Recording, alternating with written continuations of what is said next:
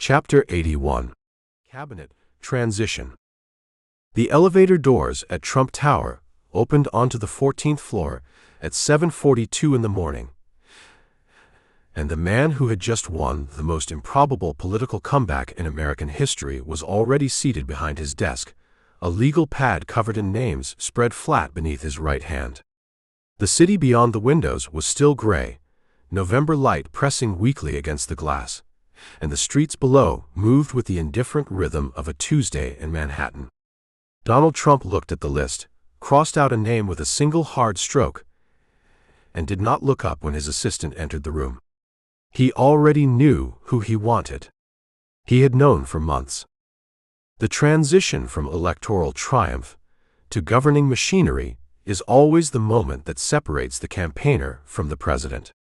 In the weeks following November 5, 2024, Washington braced for a transformation unlike any it had witnessed in the modern era. Not merely a change of party, but something more structural, more intentional, more ideologically consolidated. Trump had spent 4 years in the wilderness, but they had not been idle years. The networks had been rebuilt. The loyalties had been tested and cataloged. The enemies had been identified with the precision of a man who forgets neither a slight nor a betrayal.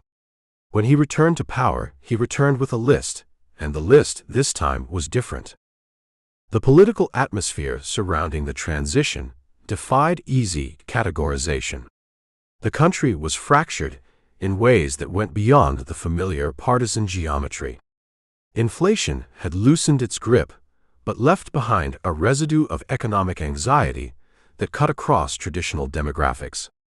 The bureaucratic apparatus of the federal government, which Trump had come over the years to regard less as a vehicle for governance than as an adversarial organism, had metastasized in his telling into something that required not reform but conquest.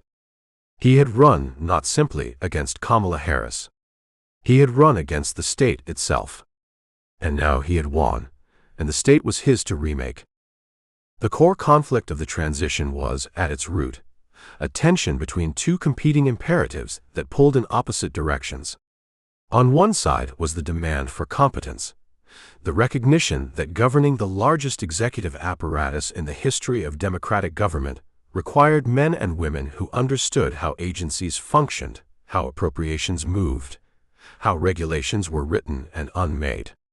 On the other side was the demand for loyalty, the hardened conviction, earned through bitter experience, that competence without fealty was a trap, that brilliant professionals with independent minds could become, and had become, instruments of institutional resistance. The first term had taught Trump that lesson in the most public and painful way possible. He was not going to be taught it again. The selection of Linda McMahon to lead the transition team's coordination with agency structures, and the elevation of Howard Lutnick, the Cantor Fitzgerald chairman and longtime New York financial figure, as co-chair of the transition alongside a mandate to oversee key economic appointments, reflected this dual imperative with remarkable clarity. McMahon, who had served as his small business administrator during the first term and had subsequently run 2 Senate campaigns in Connecticut, carried something valuable that few in Trump's orbit could claim. She had governed within the system, understood its textures and pressures, and had remained, through it all, personally loyal without being sycophantic. She was competent, and she was his. In Trump's calculus, that combination was rarer than gold.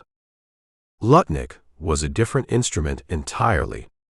Where McMahon brought managerial steadiness, Lutnick brought the ferocious energy of a Wall Street survivor, a man who had rebuilt his firm from near total collapse after September 11th, and who approached institutional transformation with the unsentimental calculation of a trader reading a position.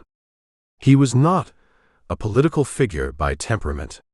He was a deal-maker, a restructurer, a man who had learned through catastrophe that organizations could be rebuilt from the ground up if the will was sufficient and the timeline compressed. Trump saw in him precisely the kind of mind that could cut through the procedural fog of federal hiring and vetting with the efficiency of someone who had no patience for the fog at all. The anecdote that circulated among transition insiders during those November weeks captured something essential about how the process actually functioned. During one early session, in which a list of potential nominees for a significant regulatory post was being reviewed, a senior advisor presented a candidate whose professional credentials were, by conventional Washington standards, impeccable. A subject matter expert with decades of relevant experience, well regarded by think tanks on both sides of the aisle, with no obvious partisan identity. Trump listened to the presentation with the flat attention he reserves for information he has already decided to discard. Then he asked one question. Not about the candidate's expertise, not about their policy positions, not about their confirmation prospects. He asked who had recommended them. When the answer came back, a name from the old Republican establishment, a figure associated with the institutional conservatism that Trump had spent a decade at war with, he shook his head slowly and turned the legal pad face down on the desk. The meeting moved on. The candidate was never discussed again. This was not mere pettiness, though critics would interpret it as such. It was, rather, a governing philosophy rendered visible in a single gesture. Trump had concluded, and the conclusion was not without a certain hard-headed logic, that the organizational culture of the federal executive was not politically neutral, that the deep networks of professional relationship and mutual credentialing that produced qualified candidates were themselves ideologically shaped, and that accepting those candidates without filtering them through the lens of demonstrated alignment was a form of institutional surrender. He had watched men he appointed in the first term become vectors for policies he had never endorsed. He was not going to watch it again. The legal pad stayed face down. The relationship between Trump and Howard Lutnick during this period illuminated something important about the nature of the coalition that the second administration was assembling. Lutnick was not a movement conservative. He was not animated by the cultural grievances that powered the MAGA base. He was a New York financial figure of the old school, hard-edged, transactional, more comfortable with Bloomberg terminals than with campaign rallies. And yet he and Trump operated with a kind of productive alignment that surprised observers who expected friction. Part of this was temperamental. Both men understood negotiation as a form of pressure, and both were congenitally suspicious of the courtesies that Washington uses to disguise its power arrangements. But part of it was also strategic. Trump needed Lutnick's credibility in financial markets at a moment when the administration's economic program, sweeping tariffs, industrial policy, a confrontation with the Federal Reserve's institutional autonomy, was already generating anxiety in bond markets and boardrooms. Lutnick, for his part, saw something in the second Trump administration that many of his Wall Street peers refused to see: the possibility that the restructuring of American trade and industrial policy, however disruptive in the short term, might produce a configuration of domestic manufacturing and financial power that would ultimately benefit those positioned to take advantage of it. They were, in this sense, useful to each other in the way that powerful men often are, each providing cover and credibility the other lacked. The broader cabinet-building effort that McMahon and Lutnick were shepherding moved with a velocity that deliberately outpaced the Washington ecosystem's capacity to vet and contextualize each nomination. This was not accidental.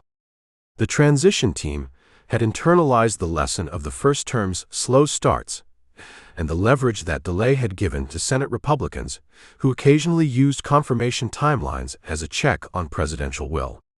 The second time around, nominations came in clusters, creating a confirmation pipeline so full that the political media's ability to sustain focused opposition on any single nominee was structurally compromised. It was a transition strategy that bore the unmistakable fingerprints of people who had spent 4 years studying what had gone wrong the first time and had built a remediation plan around every identified failure point. McMahon's particular contribution in these weeks was less visible than Lutnick's, but arguably more consequential for the long-term functioning of the administration.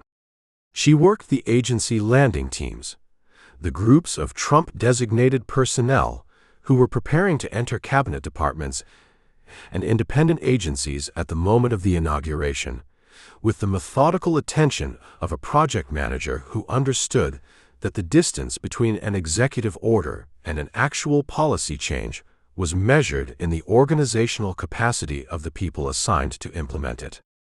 She had seen, in her own tenure at the Small Business Administration, how the permanent bureaucracy could absorb, delay, and reroute directives it was philosophically resistant to.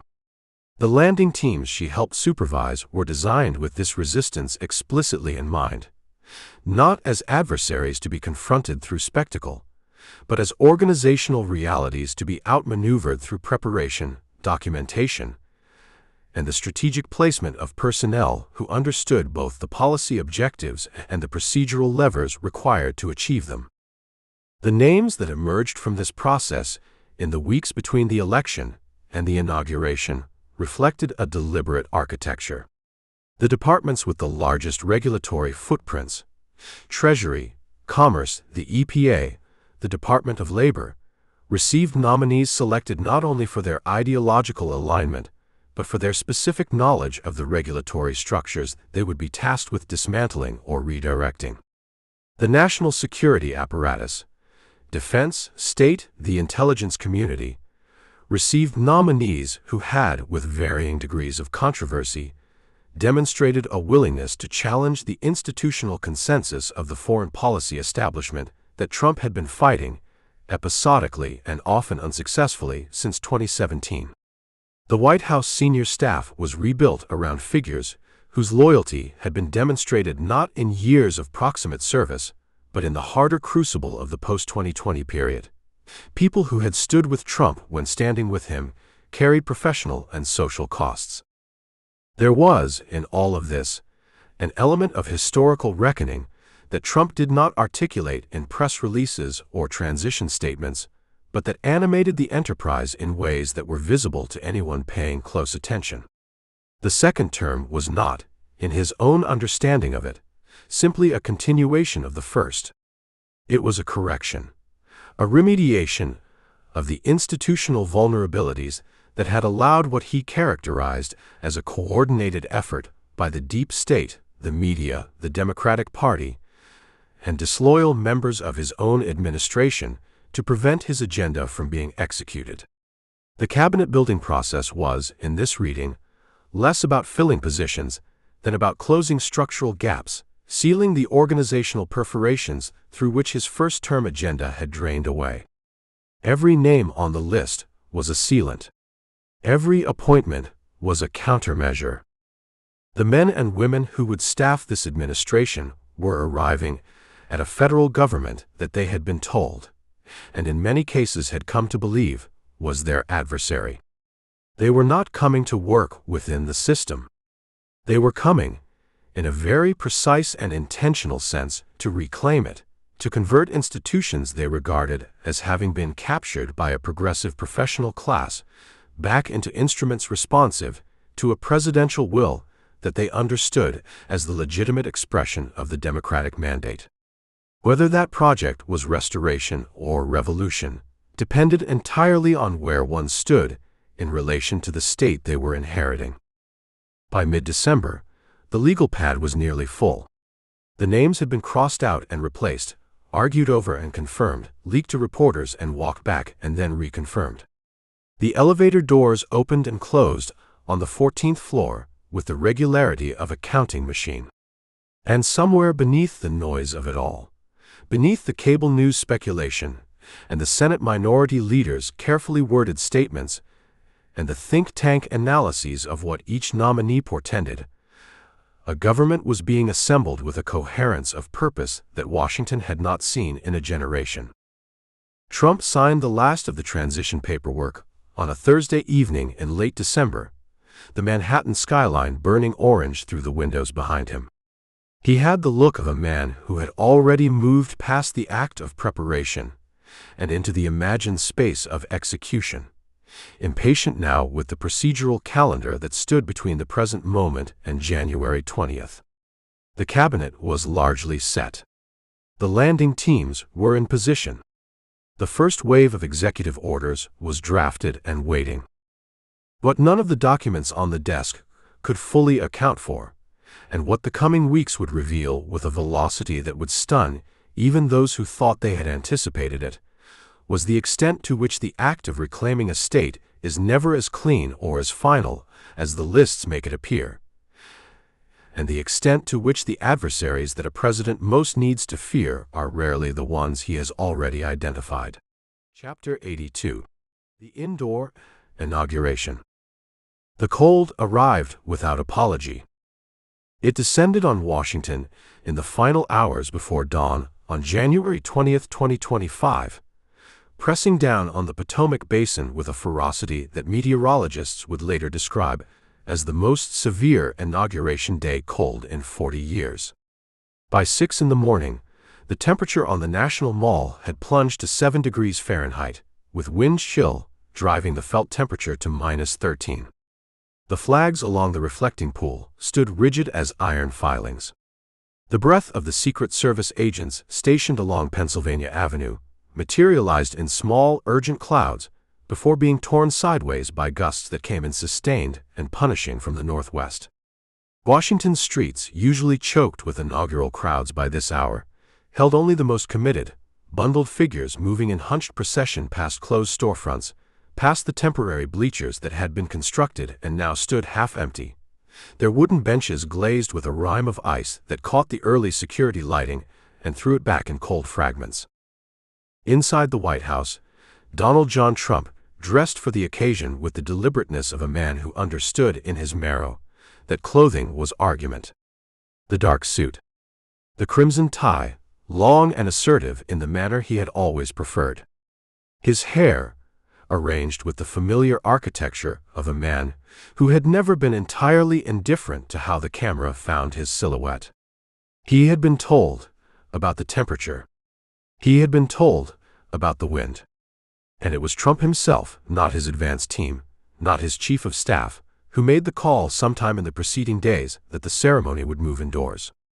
That it would happen in the Capitol Rotunda, beneath the eye of Constantino Brumidi's painted gods and founding fathers, beneath the great oculus of American civic mythology. He framed it as a decision made on behalf of the people who had come to see him. "I don't want to see people freeze," he would say. But those who had spent years watching him understood that the decision contained, as nearly every decision of his did, a secondary logic, a calculation about the image. Not a crowd thinned by cold. Not a sea of parkas and turned collars, standing in obligatory misery at a distance too great to read his expression. He wanted the room. He wanted the compression of it, the heat of it, the way a confined space amplifies presence. He would get all of that, and more than he had anticipated. The transfer of power in the United States had, by 2025, become something more freighted than a ceremony.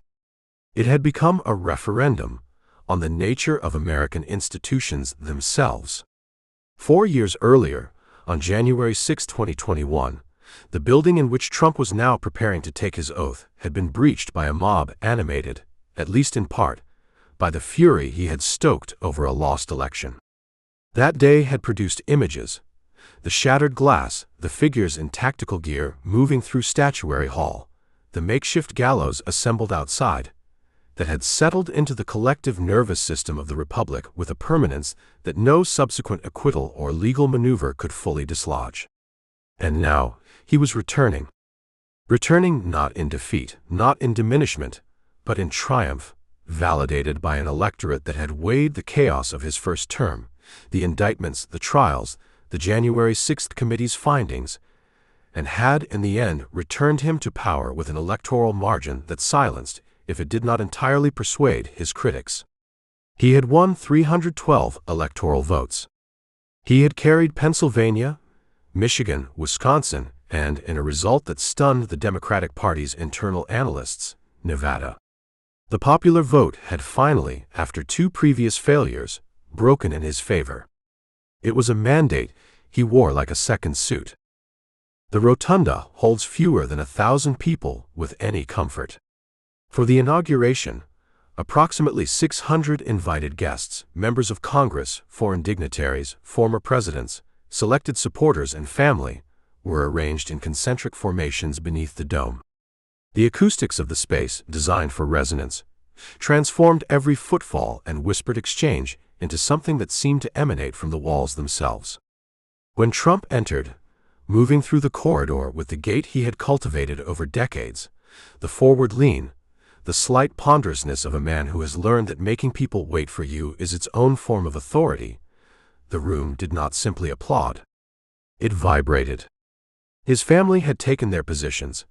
Melania, composed in an architectural cream coat designed by Adam Lippies, her face arranged in the expression of careful serenity she had long since perfected. Barron, now 18 and enormous, standing nearly 6 inches taller than his father. Ivanka and her husband, Jared Kushner, present despite their carefully managed distance from the campaign. Eric and Lara, Donald Jr., who had inherited his father's jawline and deployed it with a similar combativeness. They formed, in their arrangement, something that looked less like a family grouping than a tableau, organized, intentional, composed for the historical record. Chief Justice John Roberts administered the oath.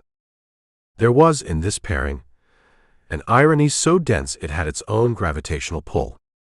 Roberts, the institutionalist, the careful steward of the court's reputation, the man who had twice presided over Trump's impeachment trials in a constitutional capacity, he now stood before the man whom his court had, in June of 2024, substantially insulated from criminal prosecution through its landmark ruling on presidential immunity. The 2 men faced each other across the short distance of American constitutional order, and whatever either of them felt in that moment, whatever complexity moved through the careful architecture of John Roberts's judicial temperament, whatever satisfaction or vindication coursed through Donald Trump as he raised his right hand, remained interior and unspoken. The words were the words they had always been. I do solemnly swear. The book of Psalms, which Trump had requested, lay beneath his left hand. His mother's childhood Bible lay beneath that. When the oath concluded, Trump did not immediately begin his address. He paused. It was the pause of a performer who has learned that silence, held correctly, is louder than any word. The rotunda held its breath with him. And then, when he finally leaned toward the microphone, what came was not the soaring, conciliatory address that inaugural tradition had long demanded.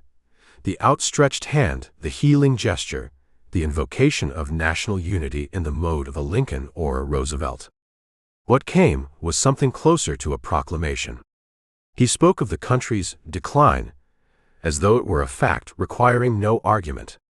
He used the phrase, American carnage again, the same phrase that had so startled Washington's permanent class when he had deployed it in 2017, which he had spent 4 years watching quoted back at him as evidence of his apocalypticism, and which he now repeated with the calm deliberateness of a man making a point about who had been right. He spoke of retribution. Not as a threat precisely, but as a framework, a way of organizing what the next 4 years would mean. The enemies he had named throughout the campaign, the deep state, the media, the prosecutors he believed had weaponized the law against him, were present in the address only by implication. But their presence was understood by everyone in the room who had followed the last decade of American politics with any attention. J.D. Vance, seated behind him, watched with the focused composure of a man who had made a studied peace with the bargain he had struck. Vance's journey, from the author of a memoir about Appalachian poverty that had made him a darling of a certain strain of intellectual liberalism, to a Marine veteran and venture capitalist, to a senator who had become one of Trump's most effective surrogates after years of having described him in private messages now made public as potentially America's Hitler, was itself a case study in the magnetic field Trump generated around anyone who entered his political orbit. Vance had recanted, realigned, and ultimately been rewarded with the vice presidency. He was, in January 2025, perhaps the single most important piece of evidence for the argument that Trump's second administration would be more organized, more ideologically coherent, and more ruthlessly effective than his first. The first term had been improvisational, staffed in its early months by men and women who believed they could manage him, who had operated, as the journalist Bob Woodward would later describe it, as a kind of internal resistance. The second term had been engineered to prevent exactly that. The loyalists had been identified, cultivated, and placed. The institutional skeptics had been excluded before the doors opened. Vance was not merely a running mate, he was an architect. It was during the address, somewhere in its middle section, that a moment occurred which those present would describe with varying interpretations in the weeks that followed. Trump paused, again the deliberate pause, and looked up from his prepared remarks. He surveyed the rotunda, the dome above him, the murals of Washington ascending to glory, of Minerva overseeing the arts of civilization, of Mercury extending his hand toward Robert Morris. And something crossed his face that those closest to him had seen before, a flicker of something that was not quite satisfaction and not quite wonder, but lived in the narrow territory between them. He had been told he was finished. The indictments had come, 4 separate criminal prosecutions, 91 felony counts in the aggregate, and he had not merely survived them, he had metabolized them, converted them into fuel, made them central to the argument that America needed a fighter who could not be stopped by the machinery of institutional power. And here he stood, in the building they had tried to use against him, beneath its painted gods, taking his oath for the second time. He returned to his text and finished the address.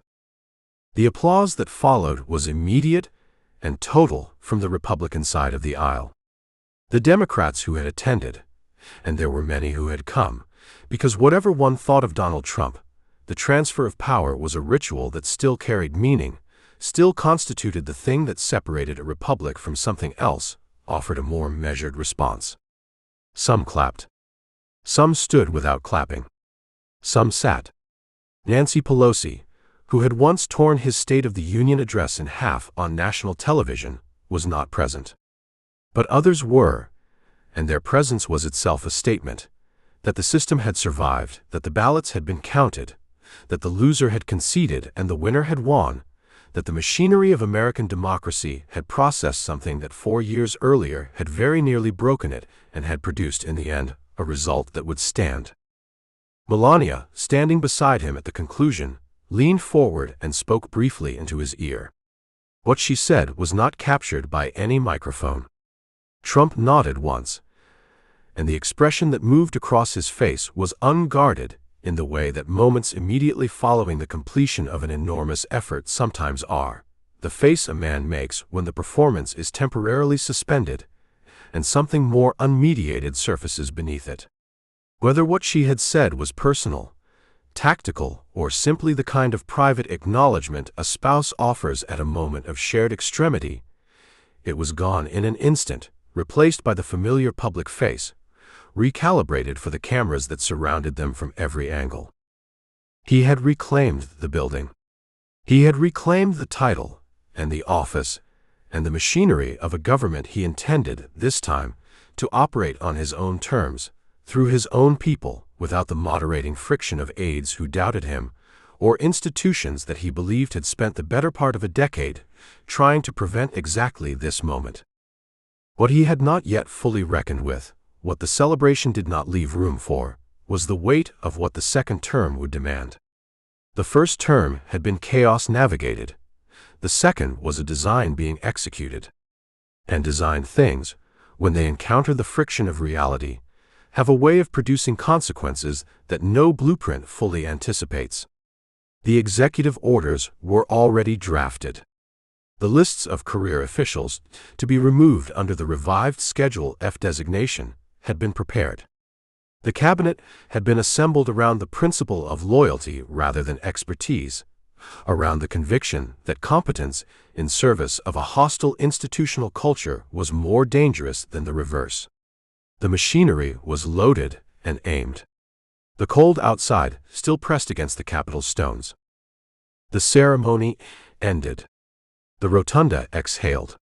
And somewhere in the building's deeper corridors, in the offices that had already begun to change hands, the work of the second term had already quietly begun. Chapter 83. Unilateral De-escalation. The pen was a Sharpie, black and thick, the same instrument he had always preferred.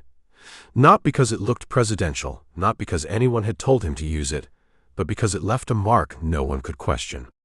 Donald Trump sat at the Resolute desk on the morning of January 20, 2025, and he signed. And signed. And signed again. Aides moved documents in front of him, with the quiet efficiency of surgical nurses passing instruments across a sterile field. Some of the papers had been prepared for weeks. Others had been drafted in the final hours before the ceremony, adjusted, readjusted, cross-referenced against legal counsel, and then pushed across the desk anyway. By the end of the first day, he had signed more executive orders than any incoming president in American history. The room smelled of fresh paper, old wood, and something else, the particular atmospheric charge of a man who believed with absolute cellular conviction that everything had been done wrong in his absence and that he was the only one capable of setting it right. The world into which Donald Trump returned in January 2025 was not the world he had left in January 2021. In those 4 years, the ideological landscape of America had shifted, fractured, and calcified in ways that both aided and complicated his return. Joe Biden's presidency had been defined, in its final months, less by what it accomplished than by what it failed to prevent. Inflation that had eroded the purchasing power of middle-income households, a southern border that had processed a historic volume of undocumented migrants, and a foreign policy posture that critics on both left and right had come to describe as reactive and directionless. The Democratic Party had arrived at the 2024 election in disarray, pivoting late from Biden to Vice President Kamala Harris, and the pivot had come too late and resolved too little. Trump had won not narrowly but convincingly, the Electoral College, the popular vote, and crucially the argument. His supporters had not merely returned to him. They had returned to him with the force of people who believed they had been proven right by 4 years of what they experienced as disorder. But conviction is not a governing instrument. The apparatus of the executive branch is vast, slow, and resistant to velocity. Its systems had been populated, in the years of the Biden administration, by officials whose institutional instincts ran contrary to the deregulatory, retrenchment-oriented program that Trump had spent the campaign promising. The bureaucracy, what Trump and his inner circle now openly called the deep state, without irony or qualification, was not an abstraction. It was 1,200 career officials in the Department of Homeland Security. It was 20-year veterans at the Environmental Protection Agency. It was general counsels and deputy assistant secretaries who had survived 5 administrations by knowing precisely which legal tripwires surrounded every executive action. They were patient. They knew the lifespan of political appointees, and they had spent 4 years preparing for the possibility of exactly this moment. The central mechanism of Trump's counter-offensive was not legislation. He had arrived at the White House with a Congress that was aligned with him in principle, but not always in procedure. The Senate's cloture rules, the House's fractious majority, the simple calendar arithmetic of a 2-year election cycle all made statutory reform slow and uncertain. What Trump could do immediately and unilaterally was what the pen allowed, the executive order. And the theory animating this approach had been developed not in the West Wing, but in the years of intellectual preparation that groups like the Heritage Foundation and its allies had poured into the document that became known informally as Project 2025, a transition blueprint of bureaucratic restructuring that Trump had publicly distanced himself from during the campaign while implementing much of its architecture after the inauguration. The orders came in clusters, each one aimed at a specific stratum of Biden-era policy. On energy, Trump reversed the moratorium on new oil and gas leasing on federal lands, withdrew the United States from the Paris Climate Accord for the second time, and rescinded a series of EPA emission standards that had been finalized in the final months of the previous administration. On immigration, he invoked the Alien Enemies Act, reinstated the Remain in Mexico protocols, and issued an executive order that he asserted, and that his Department of Justice was prepared to defend, limited birthright citizenship for children of undocumented immigrants, a claim that legal scholars across the ideological spectrum immediately identified as a direct collision with the 14th Amendment. On federal employment, he reinstated Schedule F, a classification created near the end of his first term and immediately reversed by Biden, which stripped civil service protections from tens of thousands of career federal employees and reclassified them as at-will political appointees who could be dismissed without the procedural safeguards that had governed federal employment since the Progressive era. What was striking, to those who watched it from inside the building, was not the ambition of the program. The ambition had been telegraphed for years. What was striking was the speed, and what the speed revealed about Trump's theory of political power. He did not believe in gradual normalization. He did not believe that incremental action built durable coalition. He believed in overwhelming the opposition's capacity to respond, in generating so much simultaneous action across so many fronts that the legal system, the press, the congressional Democrats, and the protest movements would all be unable to focus their energy on any single target long enough to defeat it. It was an approach that had tactical genius and structural risk in almost equal measure, and the question of which quality would prove more determinative would take months and then years to resolve. The revealing moment came not in the Oval Office, but in a cabinet meeting held in the first week of February 2025, when the cumulative legal challenges to the birthright citizenship order had already produced stays in 4 federal circuits. An aide had presented a summary of the judicial landscape, something measured, lawyerly, designed to convey the complexity of the constitutional terrain. Trump listened for perhaps 90 seconds before interrupting. "They said we couldn't win in 2016, he said, according to 3 people present, who later described the exchange independently of one another. They said we couldn't win in 2024. Every time they tell me something's impossible, I write it down, because it means it's actually the thing I have to do." There was a pause in the room. No one offered a correction.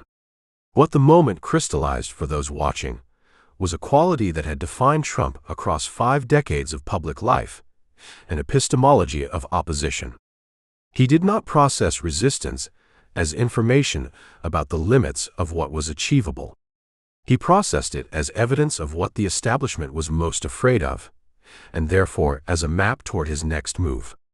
It was a disposition that had made him genuinely unpredictable, genuinely formidable, and on at least 2 electoral occasions, genuinely victorious.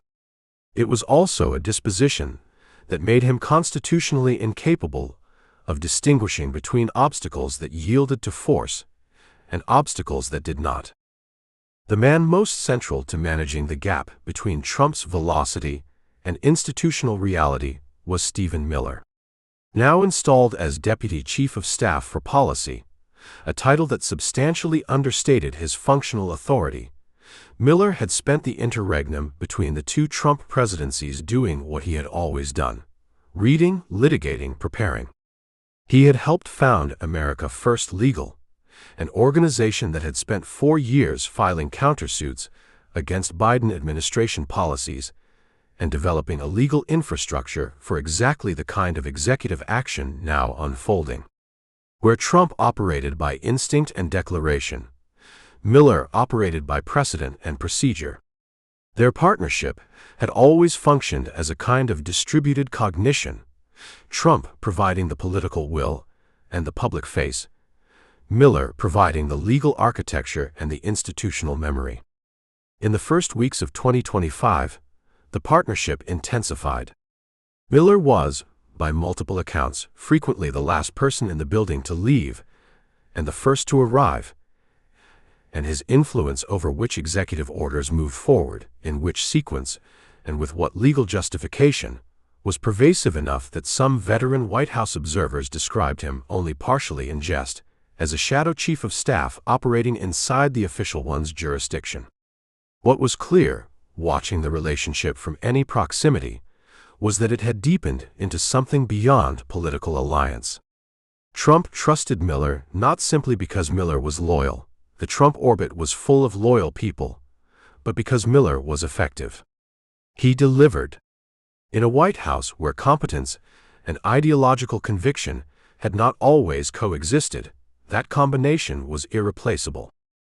The domestic reaction to the executive order barrage was immediate and loud, and in certain respects precisely what the White House anticipated. Federal judges in the Ninth Circuit and in Maryland issued temporary restraining orders against the Birthright Citizenship Directive within days.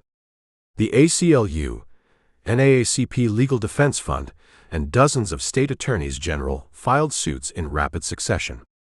Protests gathered in the Capitol and in major cities across the country, smaller than those of 2017 but more organized, staffed by activists who had spent 4 years building infrastructure in anticipation of this moment. On Capitol Hill, the Democratic minority made noise without being able to make law, introducing resolutions of disapproval that had no procedural pathway to a vote. The press covered the orders as a kind of daily deluge, each one receiving a news cycle of roughly 24 hours before the next one submerged it. That, too, had been anticipated. The volume was itself a feature of the strategy.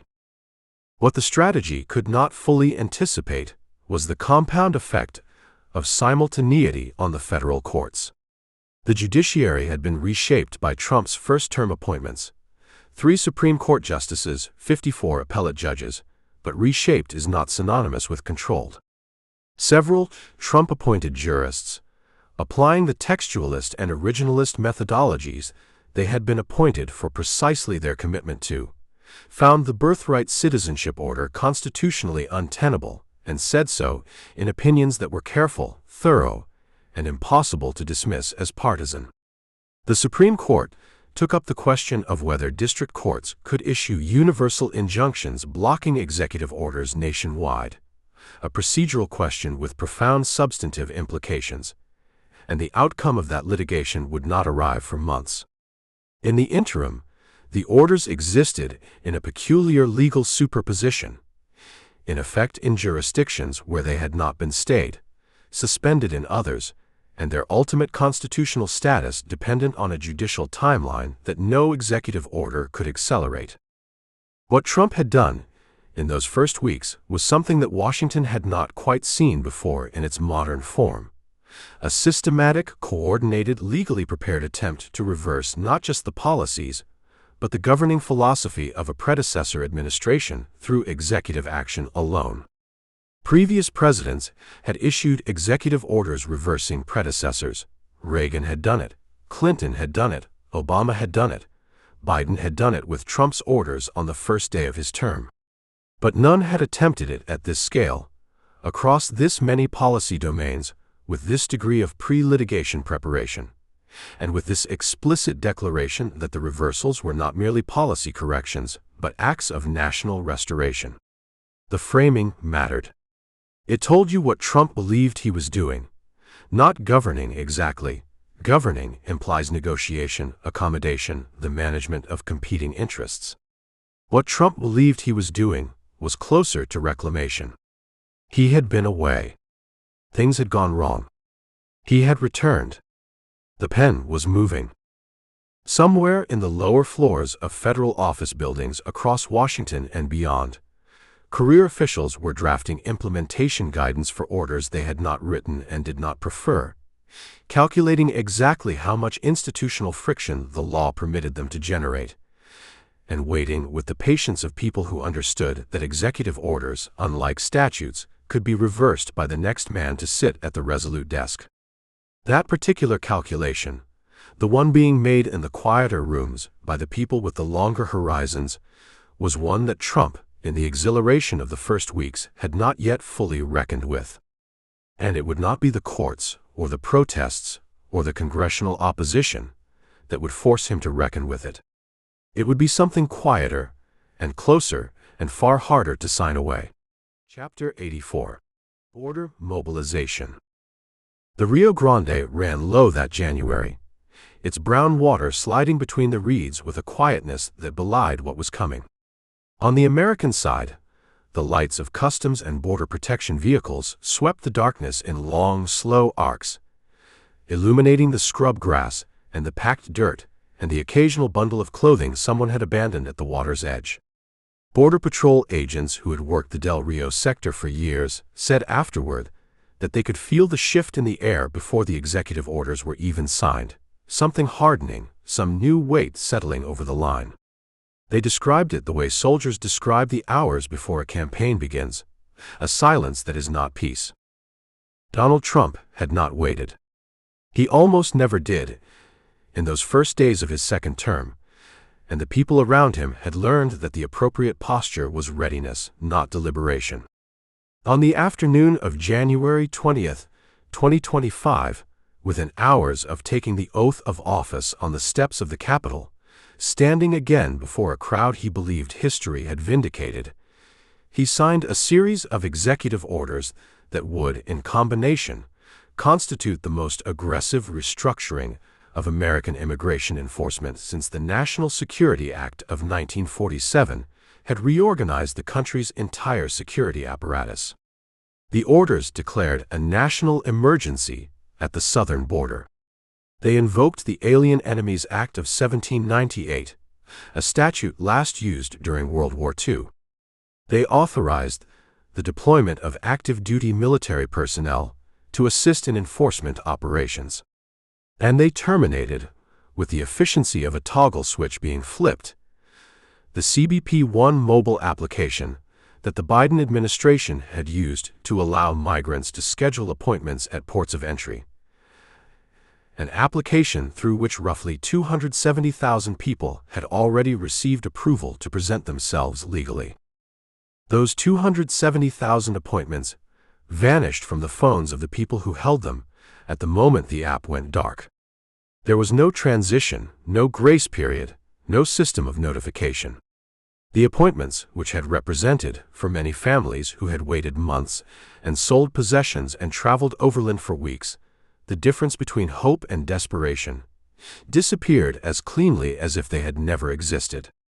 In shelters in Juarez and Tijuana and Matamoros, people held their phones and refreshed their screens and looked at one another without speaking.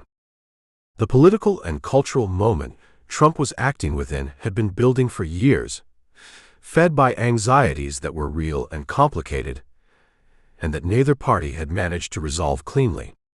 The Biden years had seen a record number of migrant encounters at the southern border, more than 2.4 million in fiscal year 2023 alone, and polling had shown with consistent and bipartisan clarity that a majority of Americans believed the situation had reached a point of genuine crisis. The images that had circulated through the news cycle of makeshift encampments beneath the International Bridge in Del Rio, of overwhelmed processing facilities, of National Guard soldiers standing watch in Texas towns that felt far from the attention of Washington, had accumulated into a political indictment that the Biden administration never found an adequate answer for. Trump had run, in part, on those images. He had held them up like evidence at a trial. And the verdict, as he understood it, had been returned in November. But the specific form his response took, the swiftness, the totality, the deliberate avoidance of anything that might be called a measured approach, reflected something more than electoral mandate. It reflected a theory of governance that Trump had refined through 4 years of exile and litigation and grievance, that his first term had been sabotaged by hesitation, by advisers who counseled patience, by bureaucracies that slow-walked his instructions, by a political culture that rewarded proceduralism over results. He had run in 2024, not merely against the Democrats, but against the premise that governing required deference to institutional process. The second term, he had told those close to him, would be different. It would be fast. The core conflict of those early weeks was not, as the television coverage often suggested, primarily between Trump and the immigrants themselves. It was a conflict between the scale of what he had promised and the physical and legal infrastructure available to deliver it. He had campaigned on the promise of mass deportations, a number he had variously described as numbering in the millions, and the machinery required to execute such an operation did not exist in anything like the necessary form. ICE had roughly 6,000 deportation officers. The immigration court backlog exceeded 3 million cases. Detention capacity was measured in tens of thousands of beds, not hundreds of thousands. The military could be deployed to the border, and was, with some 1,500 active duty troops authorized in the first wave, supplemented by National Guard deployments that would eventually total several times that number. But the military, under the Posse Comitatus Act, could not make arrests. They could surveil. They could support. They could build barriers and drive vehicles and coordinate logistics. What they could not legally do was the thing Trump most wanted done, which was to seize people and remove them. His response to this constraint was characteristically direct. He did not accept the constraint as permanent. He began pushing, through executive action, and through the Justice Department and through Stephen Miller, who had returned to the White House as Deputy Chief of Staff and who functioned in the border portfolio as both architect and enforcer, for an interpretation of existing law that would expand military authority, for emergency funding to surge detention capacity, and for what administration officials called consequence delivery along the border, a visible, kinetic demonstration that the rules had changed. Planes carrying deportees began flying to Central American countries. A flight carrying deportees to El Salvador, arranged as part of a deal Trump had struck with President Nayib Bukele, who had built the most aggressive prison complex in the Western Hemisphere, carried members of the Tren de Aragua gang, and the images of those men, zip-tied and shaved-headed, being walked off a military aircraft by Salvadoran guards in tactical gear, circulated globally within hours. Trump shared them. He called them a good look. It was a revealing action, not because of what it communicated to the public, but because of what it disclosed about his method. The image was the policy. The spectacle was, at minimum, as important as the operational result. In private meetings with officials from the Department of Homeland Security, he would return again and again to the question of visibility, of whether the enforcement activity was being captured, whether cameras were present, whether the footage was reaching the right audiences. Those who had worked in border enforcement under previous administrations, both Republican and Democratic, described a fundamental difference in orientation. Prior presidents had understood the border primarily as an administrative problem, a question of resource allocation and legal process. Trump understood it as a theater of national will. The question was not merely whether the border was secure, but whether the country was watching it become so. This distinction had consequences that extended beyond optics. The termination of CBP One, for instance, accomplished something real. It eliminated a pathway for legal presentation that had processed hundreds of thousands of people. But it also eliminated the mechanism by which the government had been able to track and manage those arrivals, to gather biometric data, and initiate formal legal proceedings. Some immigration enforcement experts noted quietly that ending the appointments without a replacement system did not simply stop migration, it changed its character, pushing those who had intended to present themselves legally back toward irregular crossing. The administration's answer was that irregular crossing now carried immediate consequences: rapid deportation, criminal prosecution, military interdiction, and that the deterrent effect of those consequences would outweigh any organizational disadvantage. The border was not a filing system. It was a message.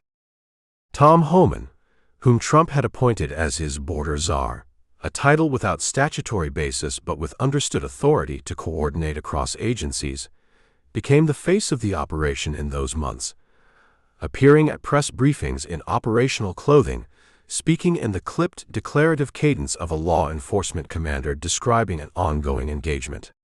He and Miller formed, in practice, the policy core of the border operation, with Homan providing the institutional knowledge of enforcement mechanics and Miller providing the ideological architecture and the political will to use it. Their relationship with Trump was one of reinforcement rather than counsel. He did not want to be told what was difficult.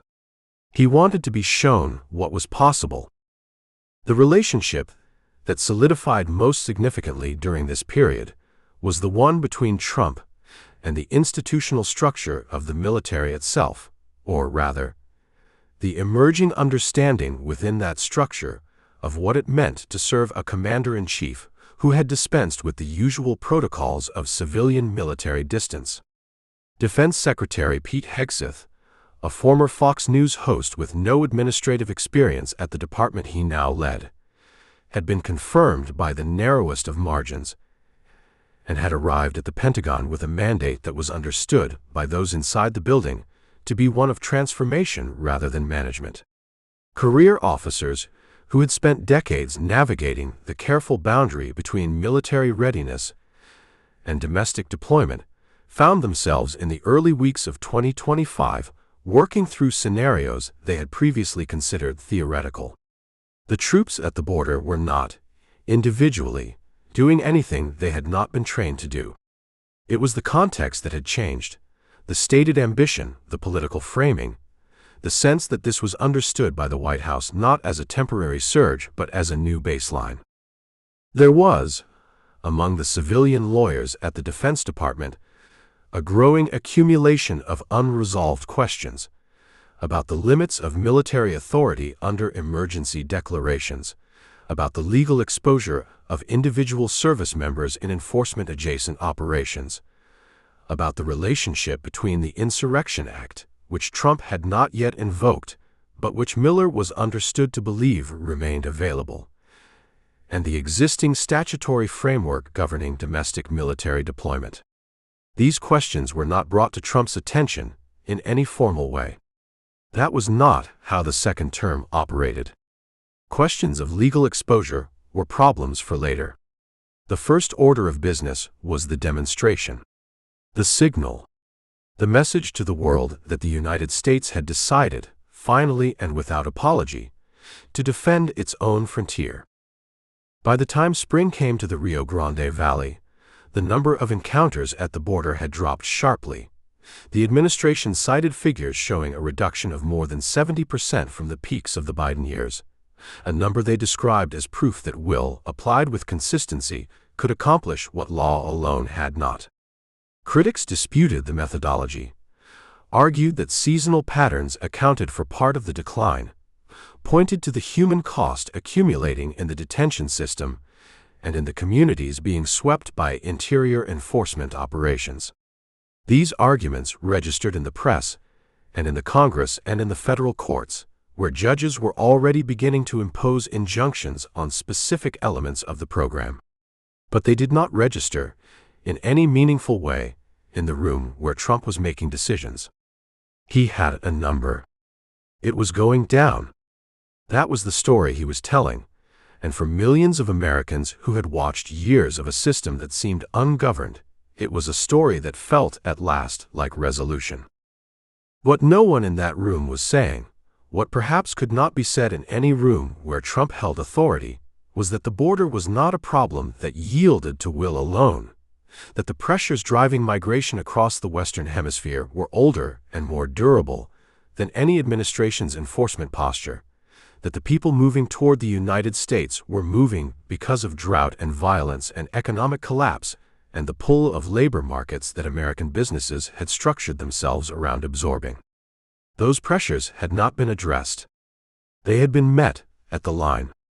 And in the tent cities and the holding facilities and the international shelters where people were now waiting without the CBP One appointments that had been erased from their phones on the first day, the waiting was becoming something else, something that would need eventually to go somewhere. The water in the Rio Grande ran low, and the lights kept sweeping, and the president returned to Washington to sign the next order. Chapter 85. Enacting the Laken Riley Act. The East Room had been dressed for history before. It had witnessed the signing of civil rights legislation, wartime authorizations, the slow machinery of American governance, translated into ceremony. But on the morning of January 29, 2025, the room carried a different charge, something rawer, more personal, as though the occasion demanded not merely the ritual of governance, but a reckoning. Donald Trump moved through the space with the deliberate gravity of a man who understood that every room he entered was also a stage, and that stages require not just presence but purpose. He had chosen this bill to be the first. Of all the executive actions he could have elevated to the dignity of a signing ceremony, of all the legislative instruments that had been pressed into his hands in the 9 days since the inauguration, he had selected this one. That choice was not incidental. The pen in his hand was heavier than its weight. Outside the White House, winter held Washington in its gray grip. The city moved with the particular wariness it always wore in the opening weeks of a new administration. Staffers who hadn't yet learned the hallways, reporters still recalibrating their sources, a political establishment trying to determine how seriously to take the new rhythms being established at the top. But inside the East Room, the mood was not one of bureaucratic transition. It was something closer to a funeral, and a verdict delivered simultaneously. The grief of one family transformed by legislative will into a mandate for an entire nation. Laken Riley had been 22 years old. She was a nursing student at Augusta University in Georgia, and on February 22, 2024, nearly a full year before Trump's pen would touch this paper, she had gone for a morning run near her campus and had not come back. The man arrested for her murder was Jose Antonio Ibarra, a Venezuelan national who had entered the United States illegally in 2022 and had subsequently been released into the country while his immigration case moved through the overcrowded, slow-grinding machinery of the immigration courts. He had not been detained, despite a prior shoplifting arrest. He had not been removed. He had remained in Georgia, and on a February morning, Laken Riley had run past him, and the world she had been building, the stethoscope she was training herself to use, the patients she had not yet met, collapsed into absence. Her death became, in the political vocabulary of 2024, a symbol. That framing carries its own complications, because symbols are simplifications, and simplifications can strip from victims the fullness of their personhood, reducing a life to its ending and an ending to an argument. But Trump and the Republican Party had decided, with the cold precision of experienced political actors, that the simplification was not only permissible but necessary. The immigration debate had long existed at a level of abstraction. Statistics, flowcharts, legal categories, the vast impersonal arithmetic of millions of people moving across borders. And what Laken Riley's death offered was a name, a face, a story that abstraction could not survive. At the Republican National Convention, her parents had appeared on stage. Her name had been chanted. And in the months that followed, particularly as Trump campaigned against a Democratic Party struggling to find coherent ground on border policy, Laken Riley had become the human argument that no counterargument could fully deflect. The legislation that bore her name had moved with unusual speed for a Congress not known for its velocity. Introduced in the House in January 2025, the Laken Riley Act required federal immigration authorities to detain undocumented immigrants who had been charged with, not convicted of, but merely charged with, theft, burglary, or violent crimes. It was a departure from the existing framework, under which detention was typically tied to conviction or to specific categorical risks.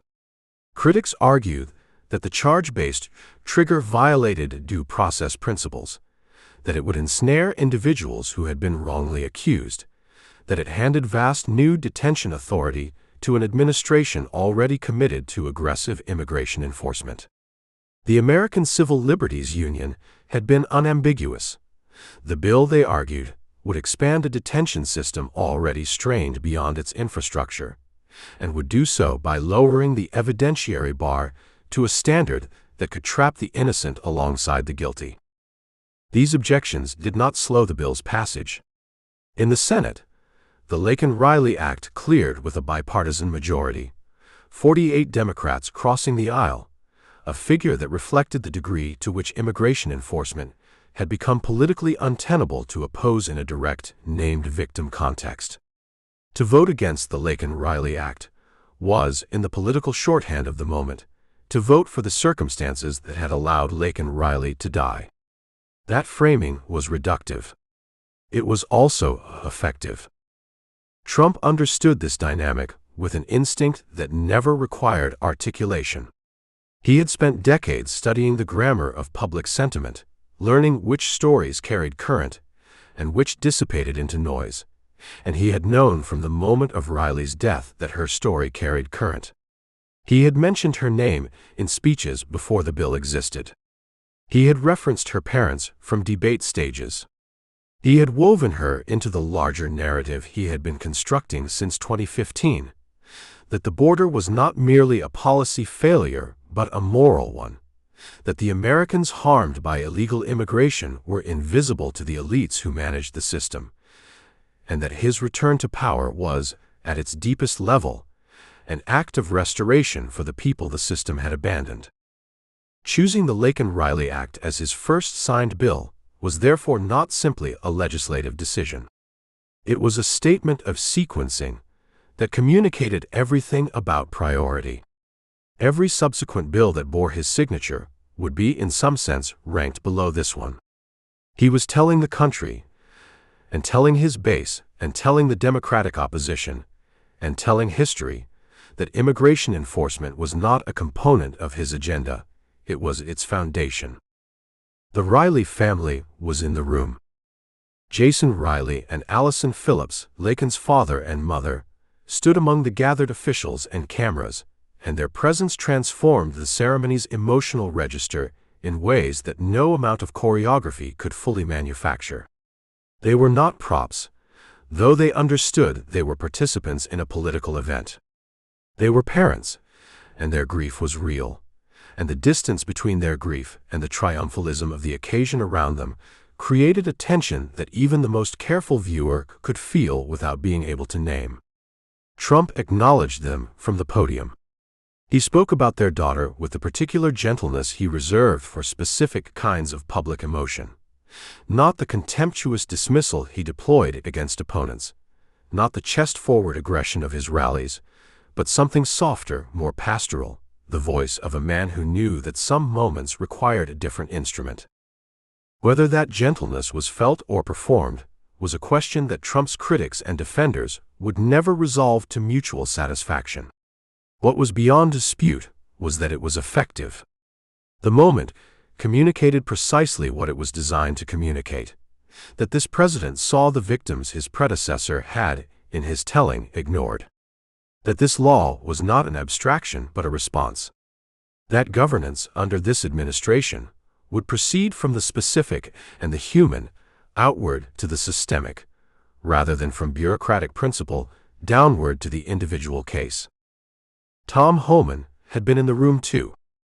The man Trump had appointed as his border czar, a title that existed nowhere in the organizational chart of the federal government, but carried enormous communicative weight, had been at Trump's side through the immigration battles of the first term, and had returned for the second with the focused intensity of someone who had spent 4 years in the private sector thinking about unfinished work. Homan was not a politician.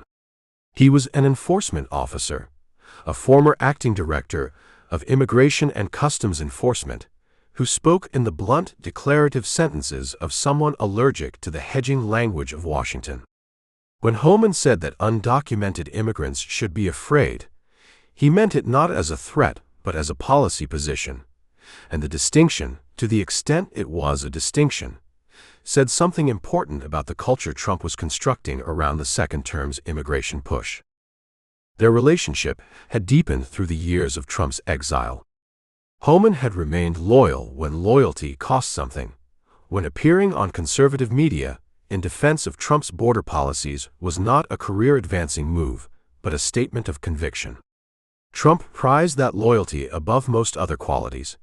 It was the currency he trusted most, the metal he tested men against. And Homan had passed every test. In the East Room, watching the signing, he stood with the bearing of someone who understood that the ceremony was prologue, that the real work, the detention operations and the deportation flights and the legal battles and the congressional negotiations that would follow, had not yet begun. The pen moved. The signature appeared. The Laken Riley Act became law. The applause in the room was immediate and sustained, and Trump held the signed bill at the angle he had perfected over decades of ceremony, tilted slightly toward the camera's face angled to catch the light. And in that gesture was the entirety of who he was, a man who could grieve with parents in one breath and perform for cameras in the next, who saw no contradiction between the two impulses because he had long ago resolved that performance was not the opposite of sincerity, but its necessary delivery mechanism. He had things he believed. He had stages on which to say them. The distance between belief and performance had, over 50 years of public life, compressed to almost nothing. Outside the White House, the legal challenges were already being drafted.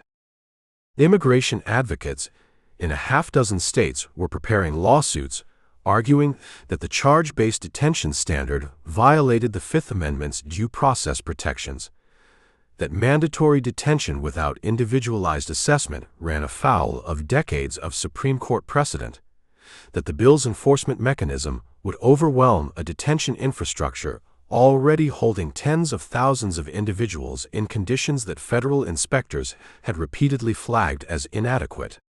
The ACLU's response had been issued within hours of the signing, methodical and comprehensive, the opening brief of what would become a years-long legal war. And in the broader Democratic Party, the 48 Senate votes for the bill created their own aftershock. The progressive wing had watched those votes with something between fury and despair, reading in them a capitulation to Trumpian framing that they believed surrendered the moral high ground that Democrats needed to rebuild after 2024. Senator after senator who had voted yes would spend the following weeks managing the fallout from their own base, trying to explain how a vote for a bill named after a murder victim did not constitute an endorsement of mass detention. The explanations were complicated. The politics were not. Trump did not appear troubled by the complications. That evening, in the kind of informal exchange with reporters that had become a hallmark of his second term's communications style, looser, more improvisational, more confident than even the first term, he was asked whether the Laken Riley Act was the opening move of a broader enforcement strategy or a symbolic gesture toward the victims of illegal immigration. He looked at the reporter for a moment, with the particular patience he reserved for questions he found slightly beneath the complexity he believed himself to be operating at. "It's not symbolic," he said. "Nothing I do is symbolic." He meant it as a statement of force.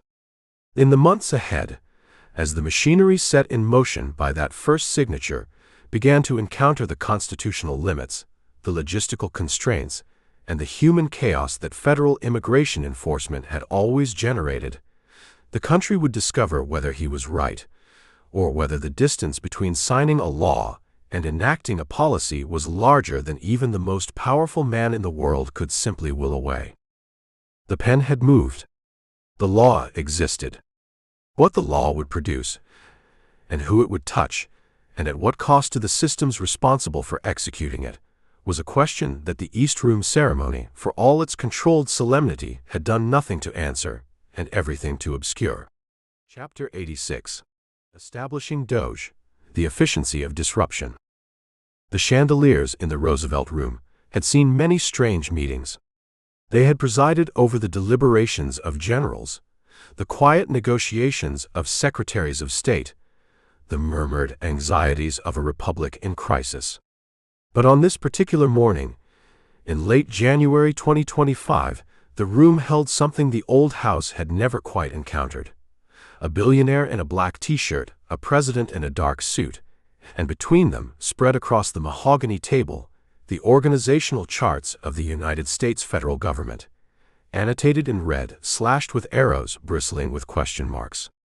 Donald Trump studied one of the pages with the intensity he once reserved for blueprints of his Manhattan towers. He turned it sideways, then right side up again. Then he picked it up, held it at arm's length, and said to no one in particular, "Nobody ever really looked at this stuff before, did they?" It was not quite a question. The answer, of course, was that plenty of people had looked. Generations of reformers, commissions, blue ribbon panels, and frustrated comptrollers had looked. What no one had done, what no president had the particular combination of ego, mandate, and recklessness to attempt, was to hand the entire apparatus of federal administrative review to a private citizen with no governmental authority and an almost theological belief that inefficiency was a form of corruption. The country Trump returned to in January 2025 was both triumphant and unsteady, a republic in the middle of an argument with itself about what it had just done. The inflation that had haunted the Biden years had cooled but not vanished. A working-class electorate had delivered Trump a second term on the explicit promise that he would break something, break the price of eggs, break the grip of the bureaucracy, break the rhythm of an administrative state that they experienced less as governance than as a slow, grinding pressure against their lives. The federal workforce had swollen past 3 million civilian employees. The national debt had crossed $36 trillion. The Congressional Budget Office projected deficits as far as the eye could peer into the future. For the voters who had returned Trump to power, Washington was not merely inefficient. It was an insult, a monument to money spent on other people, other priorities, other worlds entirely. Trump understood insults. He had spent 50 years of public life cataloging them, nursing them, and eventually weaponizing them. His genius, if genius is the right word, was his ability to convert resentment into coalition, and coalition into mandate. When he spoke about the administrative state, he was not speaking in the vocabulary of political theory. He was speaking in the vocabulary of a developer who had once fought the New York City Buildings Department over a permit for 3 years. He was speaking for every small businessman who had stared at a federal compliance form and felt in his bones that somewhere in Washington someone was laughing at him. Into this environment, Elon Musk had arrived. The relationship between Trump and Musk was not, and this point would be misunderstood almost universally in the early weeks of the administration, a relationship between a president and an advisor. It was a relationship between two men who each believed with absolute sincerity that he was the most important person in the room. What made it function, at least initially, was that they had agreed, in the specific and temporary way of powerful men forming alliances of convenience, on the identity of a common enemy. That enemy was the federal bureaucracy, not this agency or that program, but the entire structure of permanent government, the vast sedimentary deposit of legislation, regulation, executive order, and institutional habit that had accumulated over a century and now sat, in both men's view, like concrete poured over the foundation of the American experiment. Musk had spent the previous decade building rockets, electric cars, tunnels, and a social media company, and in each case he had demonstrated the same operational philosophy. The most dangerous enemy of a functioning organization is not incompetence but process. Process, in Musk's cosmology, was how institutions protected themselves from accountability. Process was how mediocrity became permanent. He had walked into Twitter in the fall of 2022, holding a sink, a prop, a joke, a statement, and laid off roughly half the workforce within weeks. The company had not collapsed. It had, in fact, continued to function, which Musk interpreted as proof of his theorem, and which his critics interpreted as a profound misunderstanding of the difference between a private platform and a constitutional government. Trump found this irresistible. Not the economics, not the theory, but the image, the man walking in with the sink. The gesture. The clarity of the message it sent. Trump had spent decades communicating through symbols, the tower with his name on it, the golden escalator, the red hat, and he recognized in Musk a fellow practitioner of the politics of spectacle. They were, in the most essential way, fluent in the same language. The Department of Government Efficiency was not, in any legal sense, a department. This fact, reported breathlessly in the first days of the new administration, was treated in much of the press as either a scandal or an absurdity, when in fact it was something rather more deliberate. By operating outside the formal structure of the executive branch, DOGE could move without the procedural constraints that would have shackled an actual agency. It could not, technically, compel agencies to produce records. It could not, technically, order a single federal employee to do anything at all. What it could do, what Trump had explicitly authorized it to do, was embed teams of young analysts, many of them recruited directly from Musk's various companies, inside the agencies themselves, sitting alongside career civil servants, reading budgets, asking questions, and reporting back. The effect was less a department than a distributed nervous system, wired into the federal bureaucracy, and feeding signals back to a center of gravity located in Musk's increasingly frequent presence at the West Wing. The revealing moment came in the first week of February. A team of DOGE analysts had been placed inside the Office of Personnel Management, and they had surfaced what appeared to them to be a staggering redundancy. Dozens of federal workers whose job descriptions overlapped so completely as to be functionally indistinguishable. A list was prepared. It was short at first, perhaps 40 names, and it was reviewed at the highest levels of the White House. Then someone, the chain of accountability would later become a matter of intense and unresolved dispute, forwarded the list to a junior DOGE staffer who forwarded it to Musk, who posted it on X with a single-word annotation, "Interesting." By the time the post was deleted, roughly 4 hours later, it had been seen by millions of people, including the 40 individuals whose names appeared on it. The episode encapsulated, with almost novelistic efficiency, the core tension of what DOGE was and what it was not. It had the power of the president's explicit endorsement, the reach of the world's most followed social media account, and the procedural accountability of a post-it note. Congressional Democrats erupted. Federal employee unions filed emergency motions. Republican senators, allies of the administration, called the White House to express their private alarm with the care of men diffusing a device they were not entirely certain was actually armed. Trump was briefed on the controversy that evening. According to two people familiar with the conversation, his response was characteristically compressed. Good. Let them complain. He had not built towers in New York City by worrying about what the opposition said before the concrete was poured. Musk, for his part, was untroubled. His public communications during this period, the posts, the interviews, the appearances alongside Trump at events that blurred the line between government briefing and product launch, suggested a man who genuinely did not recognize the distinction between moving fast in the private sector and moving fast inside a constitutional system. When a reporter in mid-February asked him whether DOGE had any legal authority to do what it was doing. Musk squinted in the manner of a man who has been asked whether gravity requires his permission to function. "We're just asking questions," he said. Is asking questions illegal now? The clip was played on cable news for 3 days. What was actually happening inside the agencies was more complicated, and in some ways more serious than the cable news frame could accommodate. The DOGE teams were, in certain offices, surfacing genuine anomalies, contracts that had been renewed for decades without meaningful review, programs that had outlived their legislative mandates by years, procurement arrangements that would have embarrassed a moderately attentive city council.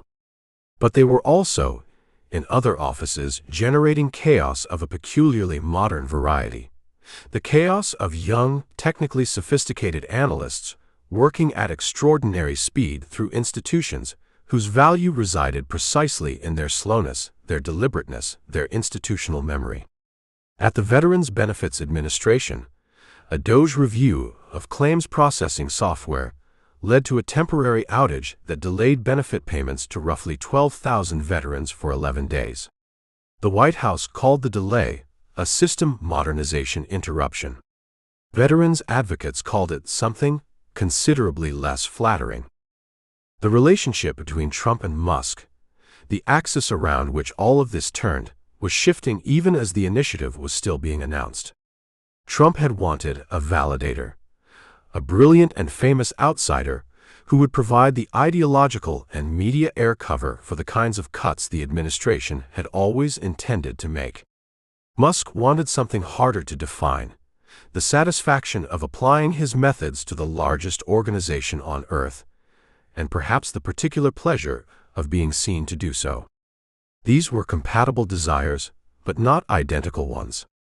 And in the West Wing, among the senior staff, who watched the partnership with the careful attention of people who understood that the most dangerous friction in any organization is the friction between two men who both believe they are running it. There were already questions, spoken quietly and then not spoken at all, about what would happen when the inevitable disagreement arrived. But in those first weeks, in the specific window when the chandeliers in the Roosevelt Room still felt like stage lights and the organizational charts still felt like treasure maps, the partnership was electric. Trump loved the energy of it. He loved the headlines. He loved watching federal agencies that had, in his accounting, spent years resisting him, now scrambling to accommodate a process they could barely name or locate in the org chart. He brought Musk to meetings, introduced him to foreign leaders with the proprietary pride of a man showing off a new acquisition. "The smartest guy I first know," he told the Saudi ambassador in a remark that was not officially on the record and was on the record within 48 hours. "He's going to save us $2 trillion. The $2 trillion figure had no specific basis in any analysis that anyone on the DOGE team had yet completed. It was, in the tradition of Trump's most consequential public statements, more aspiration than arithmetic, more opening bid than estimate. The federal workforce absorbed all of this with the particular stoicism of an institution that has learned to wait. Career civil servants had survived administrations of both parties for a very long time. They had watched political appointees arrive with enormous confidence and depart with complicated feelings. They had a saying, variations of which existed in virtually every agency: "We were here before you came, and we will be here after you leave." Whether that institutional patience would prove to be a survival mechanism or a miscalculation was a question that January and February of 2025 could not yet answer. What was clear, by the end of the first month of DOGE's existence, was that the initiative had accomplished something that no budget cut, no executive order, no reorganization proposal of the past 3 decades had quite managed to achieve. It had made the administrative state legible to people who had never thought about it before. For the first time in years, ordinary Americans were reading about the structure of the federal government, its size, its cost, its complexity, its resistance to change, Not because a think tank had published a white paper, but because a man in a black t-shirt was posting about it on the internet in real time, with the informality of someone narrating a home renovation. Whether what DOGE was doing was governance or performance, surgery or vandalism, was a debate that would take considerably longer to resolve. In the meantime, somewhere in the regulatory architecture of the federal government, in the layered sediment of rules and mandates that DOGE had only begun to disturb, there were dependencies that none of the young analysts had yet mapped, structural weight-bearing elements that looked from the outside and at speed like mere redundancy, but were in fact holding something up. Chapter 87. The Reclassification. The memo arrived on a Tuesday morning in January 2025, and the woman who found it in her inbox, a mid-level personnel officer at the Department of the Interior with 22 years of federal service, read the subject line twice before setting down her coffee. The words were bloodless and bureaucratic, arranged in the anodyne syntax that government documents always favored, the kind of language designed to make the extraordinary appear routine. But she understood immediately, with the particular clarity that career civil servants develop after decades of watching administrations come and go, that what she was reading was not routine at all. Executive Order 14,171. Restoring accountability to policy influencing positions within the federal workforce. She scrolled to the operative paragraphs and felt something she could not immediately name. Not quite fear, not quite anger, but the specific vertigo of a person who has built her life on a set of rules that someone has just announced are being rewritten beneath her feet. Donald Trump had come back, and this time he had a blueprint. The Washington that greeted his return in January 2025 was not the Washington he had left in the chaotic, contested winter of 2021. 4 years had sharpened him, or rather had sharpened the men and women around him. The network of policy architects who had spent those years in think tanks and law offices and private meetings, cataloging every bureaucratic obstacle that had slowed the first term, every career official who had slow-walked an order or routed a question into the procedural labyrinth and left it to die there. They had studied the executive branch the way a general studies terrain before a campaign, and what they had concluded was this: the problem was structural. The problem was the civil service itself, or more precisely, the accumulated institutional armor that the civil service had developed over a century and a half of legislation, court decisions, and administrative precedent to protect itself from exactly the kind of pressure a determined president might wish to apply. The country Trump was returning to lead was divided in a way that defied the usual metrics. The economy had produced headline numbers that economists could argue about indefinitely. Inflation had finally cooled, but the memory of it had not, and the kitchen table reality for millions of working-class Americans remained stubbornly grim in ways that no Federal Reserve statement adequately captured. The border had dominated the final year of Biden's presidency as a political catastrophe, and Trump had run on it with a directness that made his first-term rhetoric seem almost restrained. But beneath those surface arguments, the ones that filled the cable news hours and drove the social media cycles, there was a deeper contest underway, one that Washington insiders and constitutional scholars had been tracking with mounting alarm. It was a contest over who actually controlled the administrative state, the elected president, or the roughly 2 million civilian employees of the federal government who remained in place across administrations, who carried institutional knowledge like water carries minerals, shaping everything it moves through. Trump had lost that contest in the first term, or believed he had. The belief was not without foundation. Accounts of his first 4 years were littered with episodes in which career officials had slow-walked directives, offered legal objections that metastasized into delay, or simply declined to execute policies they found objectionable, calculating, often correctly, that the bureaucratic timeline would outlast the political will. Whether one viewed these acts as principled resistance or institutional insubordination depended entirely on where one stood in the argument about what democratic governance actually required. Trump had no ambiguity about where he stood.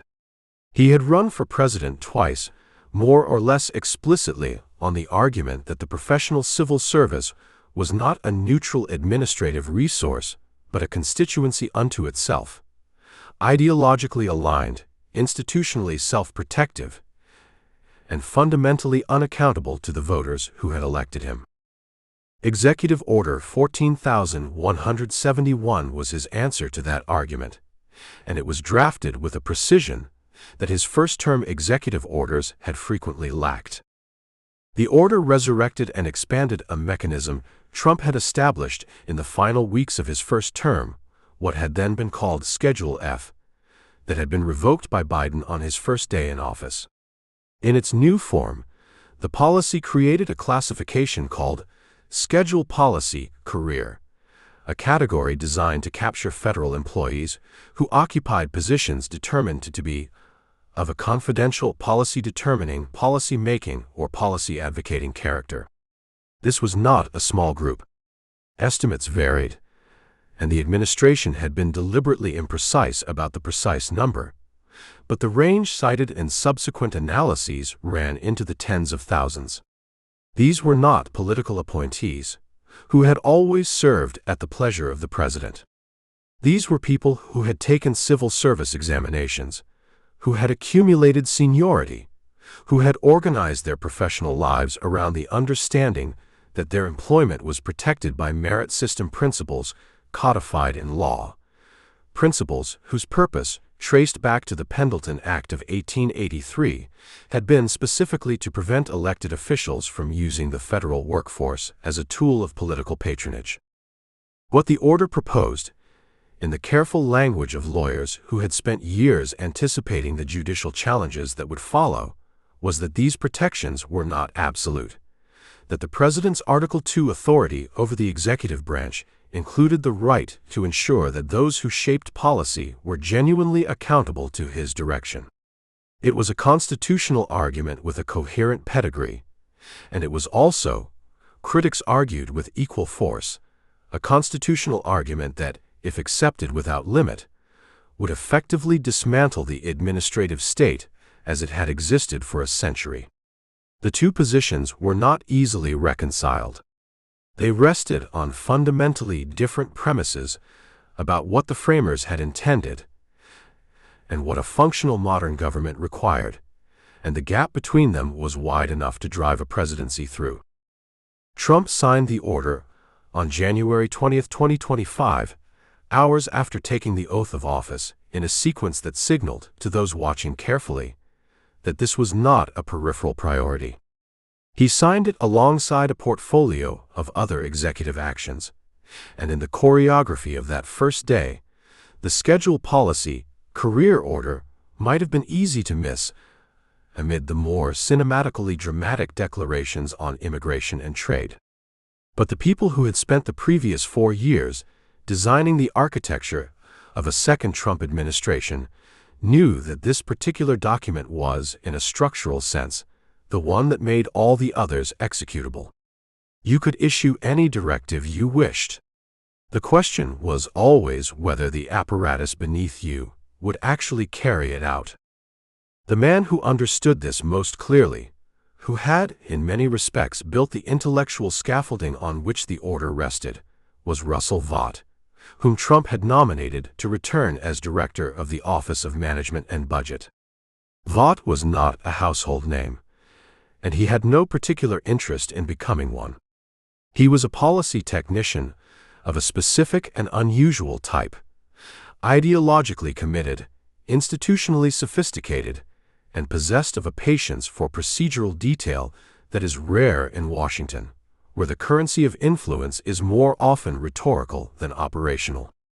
During the first term, Vought had watched from inside as the machinery of government absorbed and neutralized initiatives that had clear presidential backing, and he had drawn from that experience a set of conclusions that were methodical rather than emotional.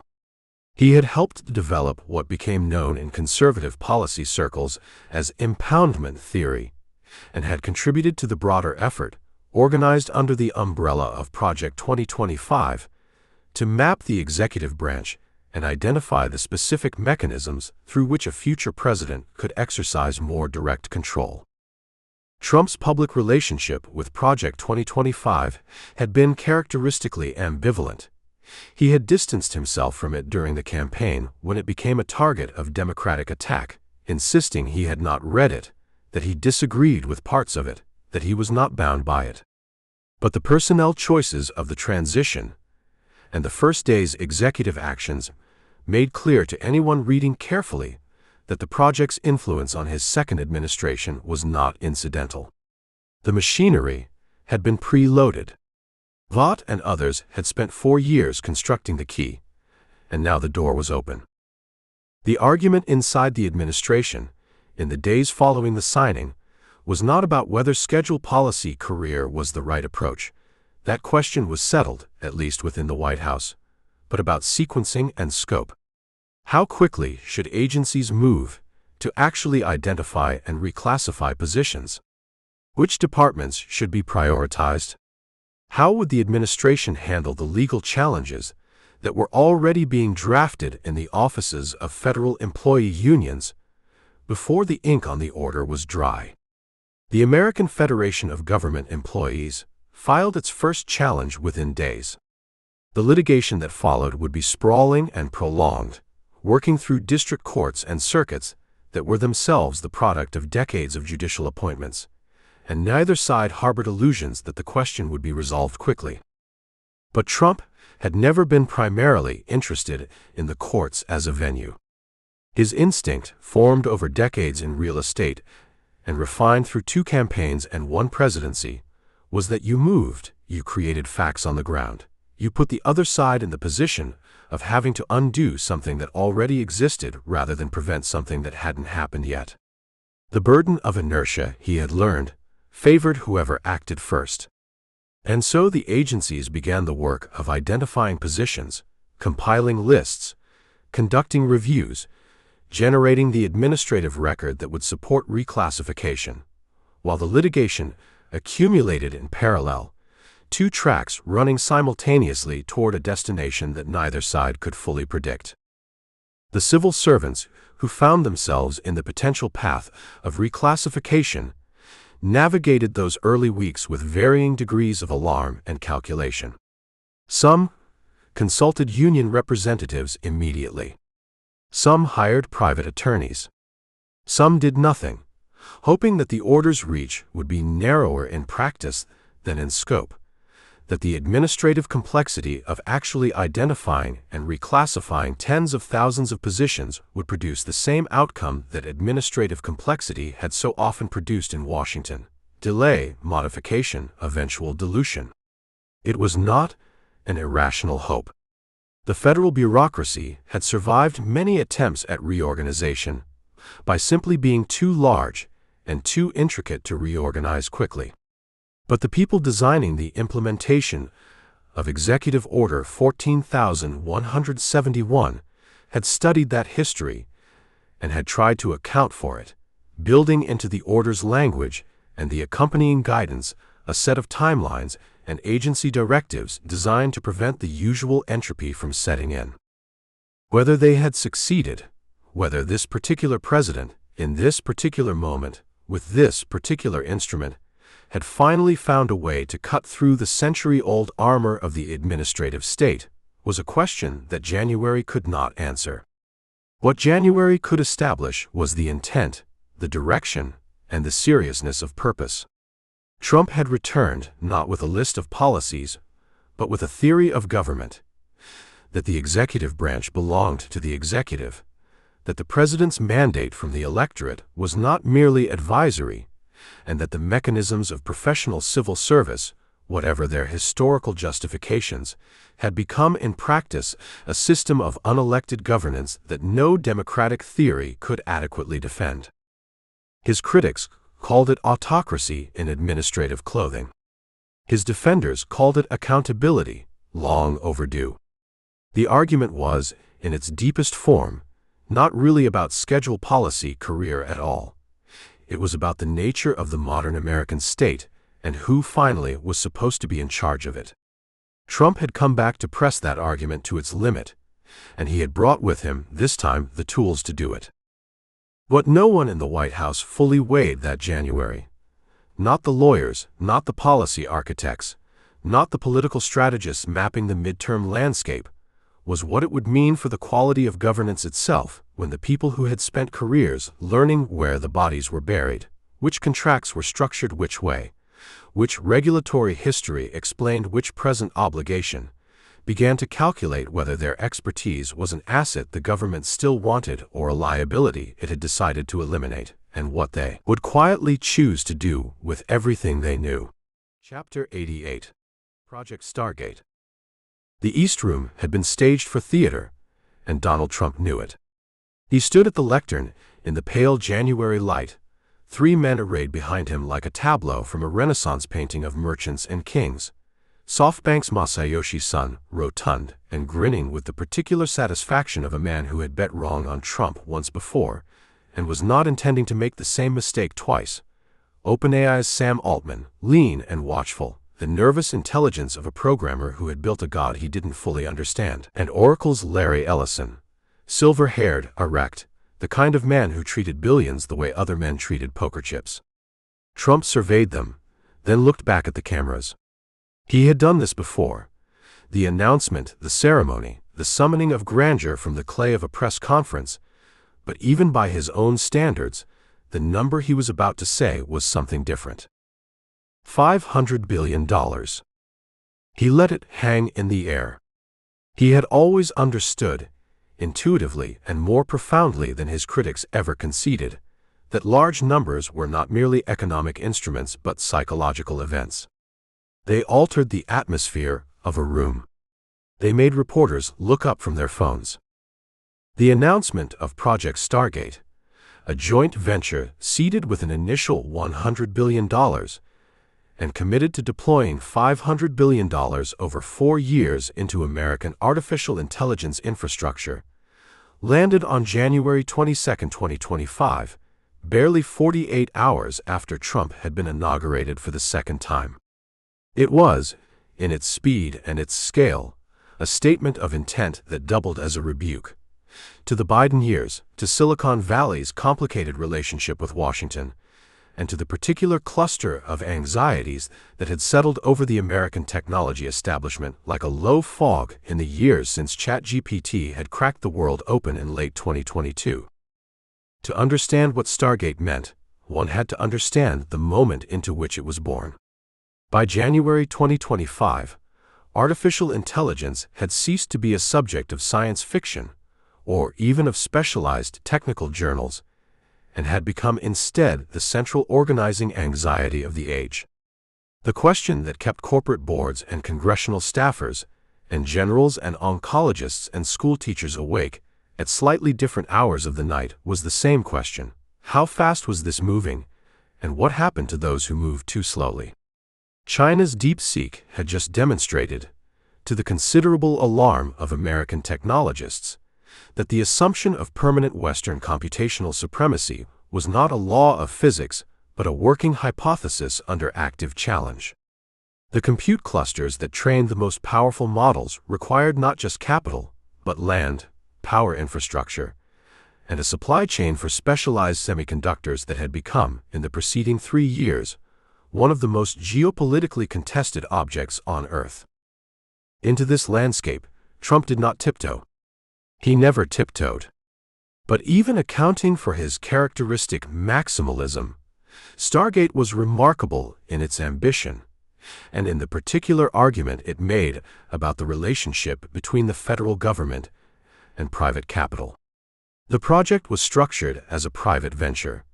The government was not writing the check, but it depended entirely on presidential imprimatur, on the signal that Washington would not obstruct, would facilitate permitting, would create the political weather in which $500 billion could be deployed into data centers and transmission lines and cooling systems across the American interior. Trump was not merely announcing an investment.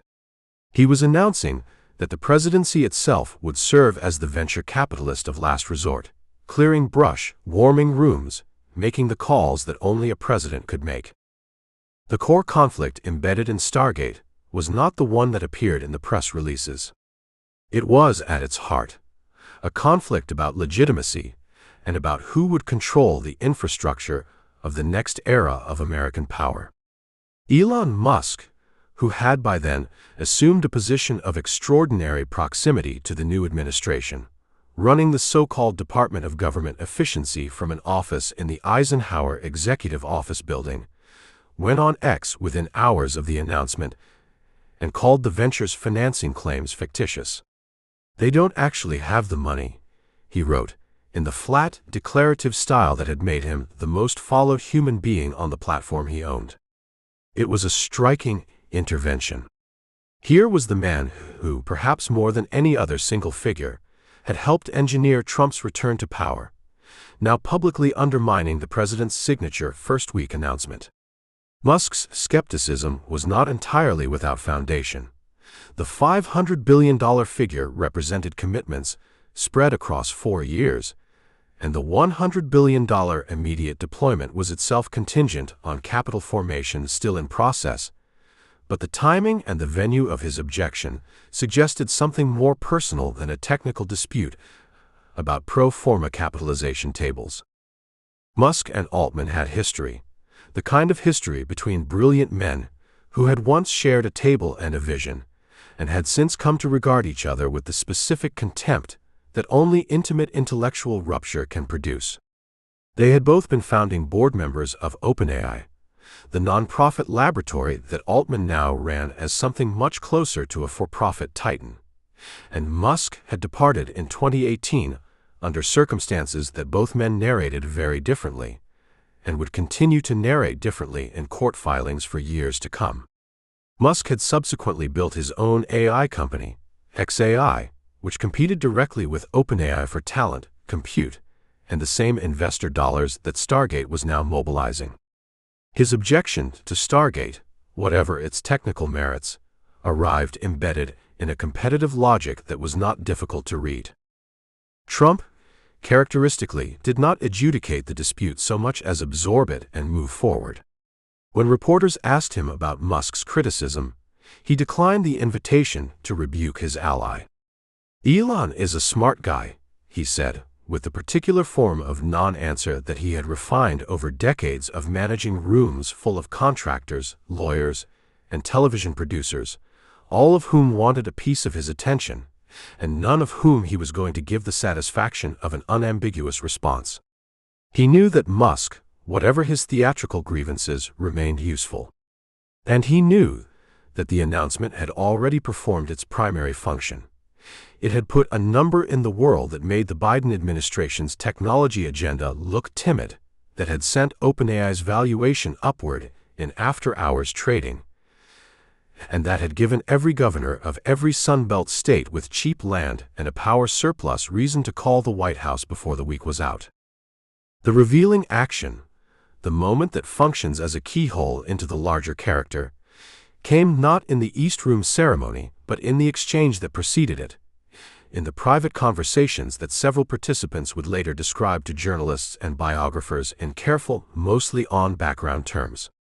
Trump, in the days before the announcement, had been engaged in the specific kind of deal-making that his admirers called genius and his detractors called chaos, working the phones, pulling commitments from Sun and Ellison and Altman that none of them had planned to make on this timeline, using the leverage of the presidency's first week, when its symbolic weight was at maximum, when the desire to be on the right side of the new order was most acute, to compress what might have been a year of negotiation into 48 hours. He had done this before, with the Japanese and the Saudis, and the Qataris and the Emiratis, the same basic maneuver: create urgency, make the room feel historical, let men's vanity do the rest of the work. What was distinctive about Stargate was the domain. Trump had never been a technology president in the way that term was usually meant.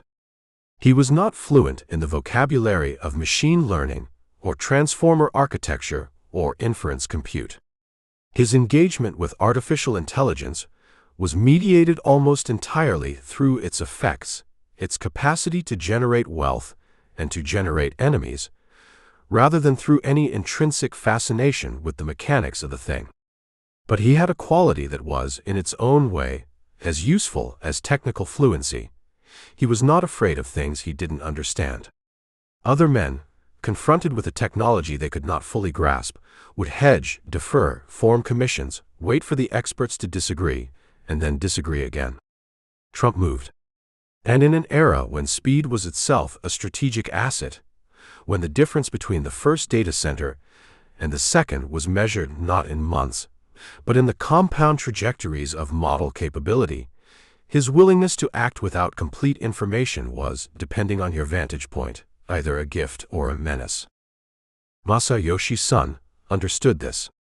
Son had made his fortune by placing enormous bets on things that were not yet legible to conventional analysis. Alibaba famously, Sprint controversially, WeWork disastrously. And he had come to Trump Tower before the first inauguration in 2016 with a promise of $50 billion that had been, in the view of many analysts, more aspiration than commitment. Nearly a decade later, he was back with a larger number and a warmer welcome.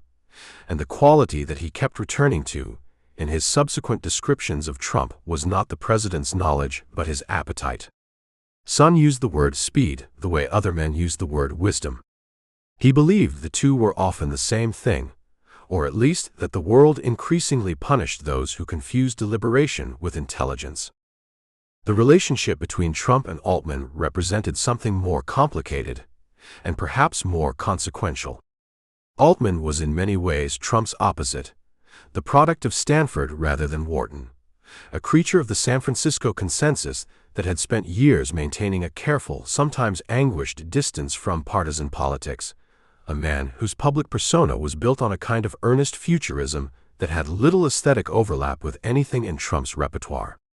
And yet here he was, standing in the East Room, having agreed to an initiative that would give the federal government, which is to say, the Trump administration, enormous influence over the deployment of the most powerful AI infrastructure in the world.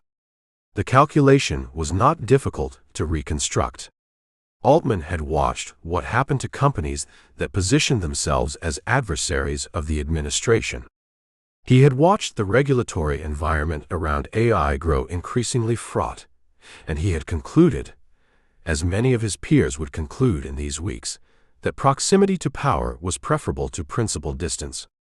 Whether this was pragmatism or capitulation depended entirely on what you believed the next 4 years were going to produce. The data centers that Stargate proposed to build, in Texas initially, then spreading across the Midwest and the South, in communities where land was cheap and aquifers were deep enough to support the cooling demands of industrial-scale computation, would take years to construct and commission. The power infrastructure alone was a decade-long project. The announcement, in this sense, was less a beginning than a wager, a bet that the political wool mobilized in January 2025 would survive the inevitable turbulence of cost overruns, interagency disputes, environmental challenges, and the specific entropy that descends on ambitious government-adjacent initiatives when the news cycle moves on. Trump had made large bets before. Some of them had reshaped skylines, and some of them had ended in bankruptcy court. And the difference between those outcomes had frequently turned on variables that were not, in the initial moment of announcement, visible to anyone in the room. What was visible on January 22, 2025, was the scale of the ambition and the deliberate speed of its articulation. Trump was telling a story about American power, that it was not in retreat, that the technology age would be shaped by American capital and American infrastructure and American political will, and he was doing it in the way he had always told his most effective stories, by naming a number so large that it reorganized the imagination of everyone who heard it, and then by standing in front of cameras with men who had the money to make it plausible, and trusting that the performance of certainty would, in time, generate its own momentum. Whether the momentum would carry the construction crews and the transmission lines and the cooling towers and the semiconductor fabs all the way to the finish line was a different question entirely. And there were those, inside the administration and out, who had already begun to notice that the distance between a presidential announcement and an operating data center was measured not in press conferences but in years, and that in the space between them the technology itself would not wait. Chapter 89. Houthi Confrontation. The call came into the Situation Room on a Saturday morning in mid-March 2025, and the men and women gathered around that long mahogany table. Generals, intelligence chiefs, the new national security apparatus Trump had assembled with deliberate care after the lessons of the first term, spoke in the clipped, pressurized cadences of people who understood that a decision made in the next hour would detonate across the Red Sea by nightfall. Trump sat at the head of the table in his customary posture, leaning back slightly, arms crossed, his expression unreadable to those who did not know him well, though those who did recognized the particular stillness that preceded his most consequential moments. It was not the stillness of hesitation. It was the stillness of a man who had already decided and was listening to confirm what he already knew. The briefing officer, a trim Navy captain whose career had carried him through 2 theaters of war, laid out the latest Houthi provocations with the precision of a man reading a balance sheet. Merchant shipping lanes disrupted. Dozens of commercial vessels harassed, rerouted, or struck. An American naval asset nearly bracketed by drone swarms. The Red Sea, one of the most vital commercial arteries on the planet, the corridor through which roughly 12% of global trade flowed, had been transformed, incrementally and then catastrophically, into a killing field managed by Iranian-backed militants operating from the mountainous coastal terrain of Yemen.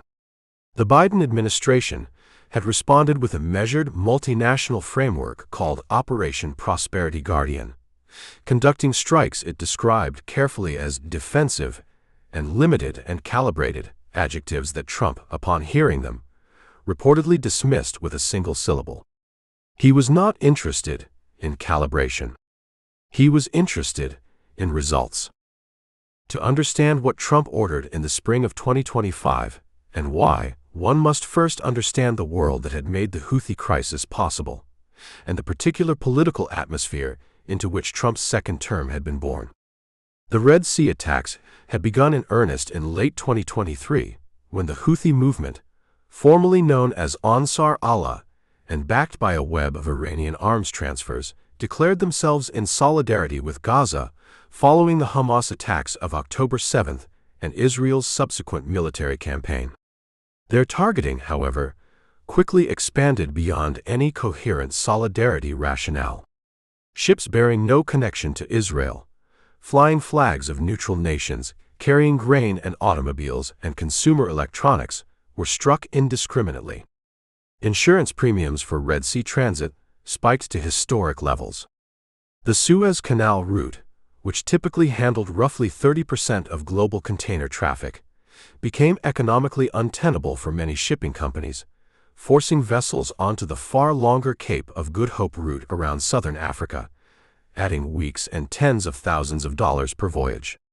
The cascading inflationary pressure on global supply chains was real, measurable, and broadly reported, even as the political will in Western capitals to fundamentally alter the strategic calculus seemed persistently absent.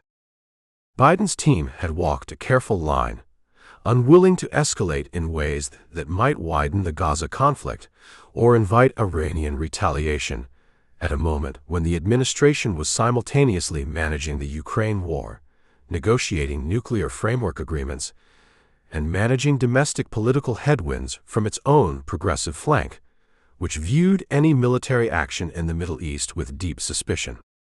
The strikes that were authorized, and there were strikes, dozens of them, targeting radar installations and weapons depots and launch sites, were designed to degrade without provoking, to punish without transforming. They did neither, with sufficient force. The Houthis proved remarkably resilient, their command structure dispersed and redundant, their weapons resupplied through Iranian networks that moved material across porous borders with practiced efficiency. By the time Trump was inaugurated for the second time in January 2025, the Red Sea situation had reached a condition that his incoming national security team privately described as a strategic embarrassment. A sub-state actor with no navy, no air force, and an economy smaller than most American cities had effectively held the world's most important shipping lane hostage for more than a year. Trump had watched all of this from Mar-a-Lago and from the campaign trail, and he had watched it the way he watched most things. Not with the detached analytical curiosity of an academic or the cautious institutional instinct of a career diplomat, but with the visceral, competitive awareness of a man who measured every situation through the lens of winning and losing. What he saw in the Biden administration's Houthi policy was not a nuanced attempt to manage a complex regional conflict. He saw weakness. He said so publicly, repeatedly, and without diplomatic cushioning. And when he returned to the Oval Office, the file was waiting for him. The core conflict Trump faced was not, in the conventional sense, a military one. His generals could design a strike package. His intelligence community could identify high-value targets. The hardware was overwhelming. Carrier strike groups, precision munitions, electronic warfare capabilities that the Houthis could not begin to match. The conflict was strategic and political. How to break the Houthi capacity to threaten shipping without triggering a broader regional war, without giving Iran sufficient provocation to activate its full proxy network across Lebanon, Iraq, and Syria simultaneously, and without handing his domestic critics, already sharpening their knives over his economic agenda, his tariff regime, his executive power assertions, a foreign policy catastrophe to exploit. His first term had been marked by moments of military boldness, most notably the killing of Qasem Soleimani in January 2020, which had produced a moment of genuine crisis followed by a de-escalatory Iranian response that, in retrospect, many analysts viewed as a vindication of the doctrine of escalatory deterrence. Trump had learned something from Soleimani. He had learned that the fear of American overreaction was itself a strategic asset, and that adversaries who believed the American president was capable of crossing thresholds that his predecessors would not were adversaries who recalibrated their behavior, at least temporarily. But Yemen was not Iraq, and the Houthis were not the Islamic Revolutionary Guard Corps. They were a movement born from decades of civil war and regional marginalization, hardened by years of Saudi Arabian bombardment, that had, paradoxically, only deepened their organizational cohesion and their popular legitimacy within the Zaidi Shia communities of northern Yemen. Destroying their missile and drone infrastructure was achievable.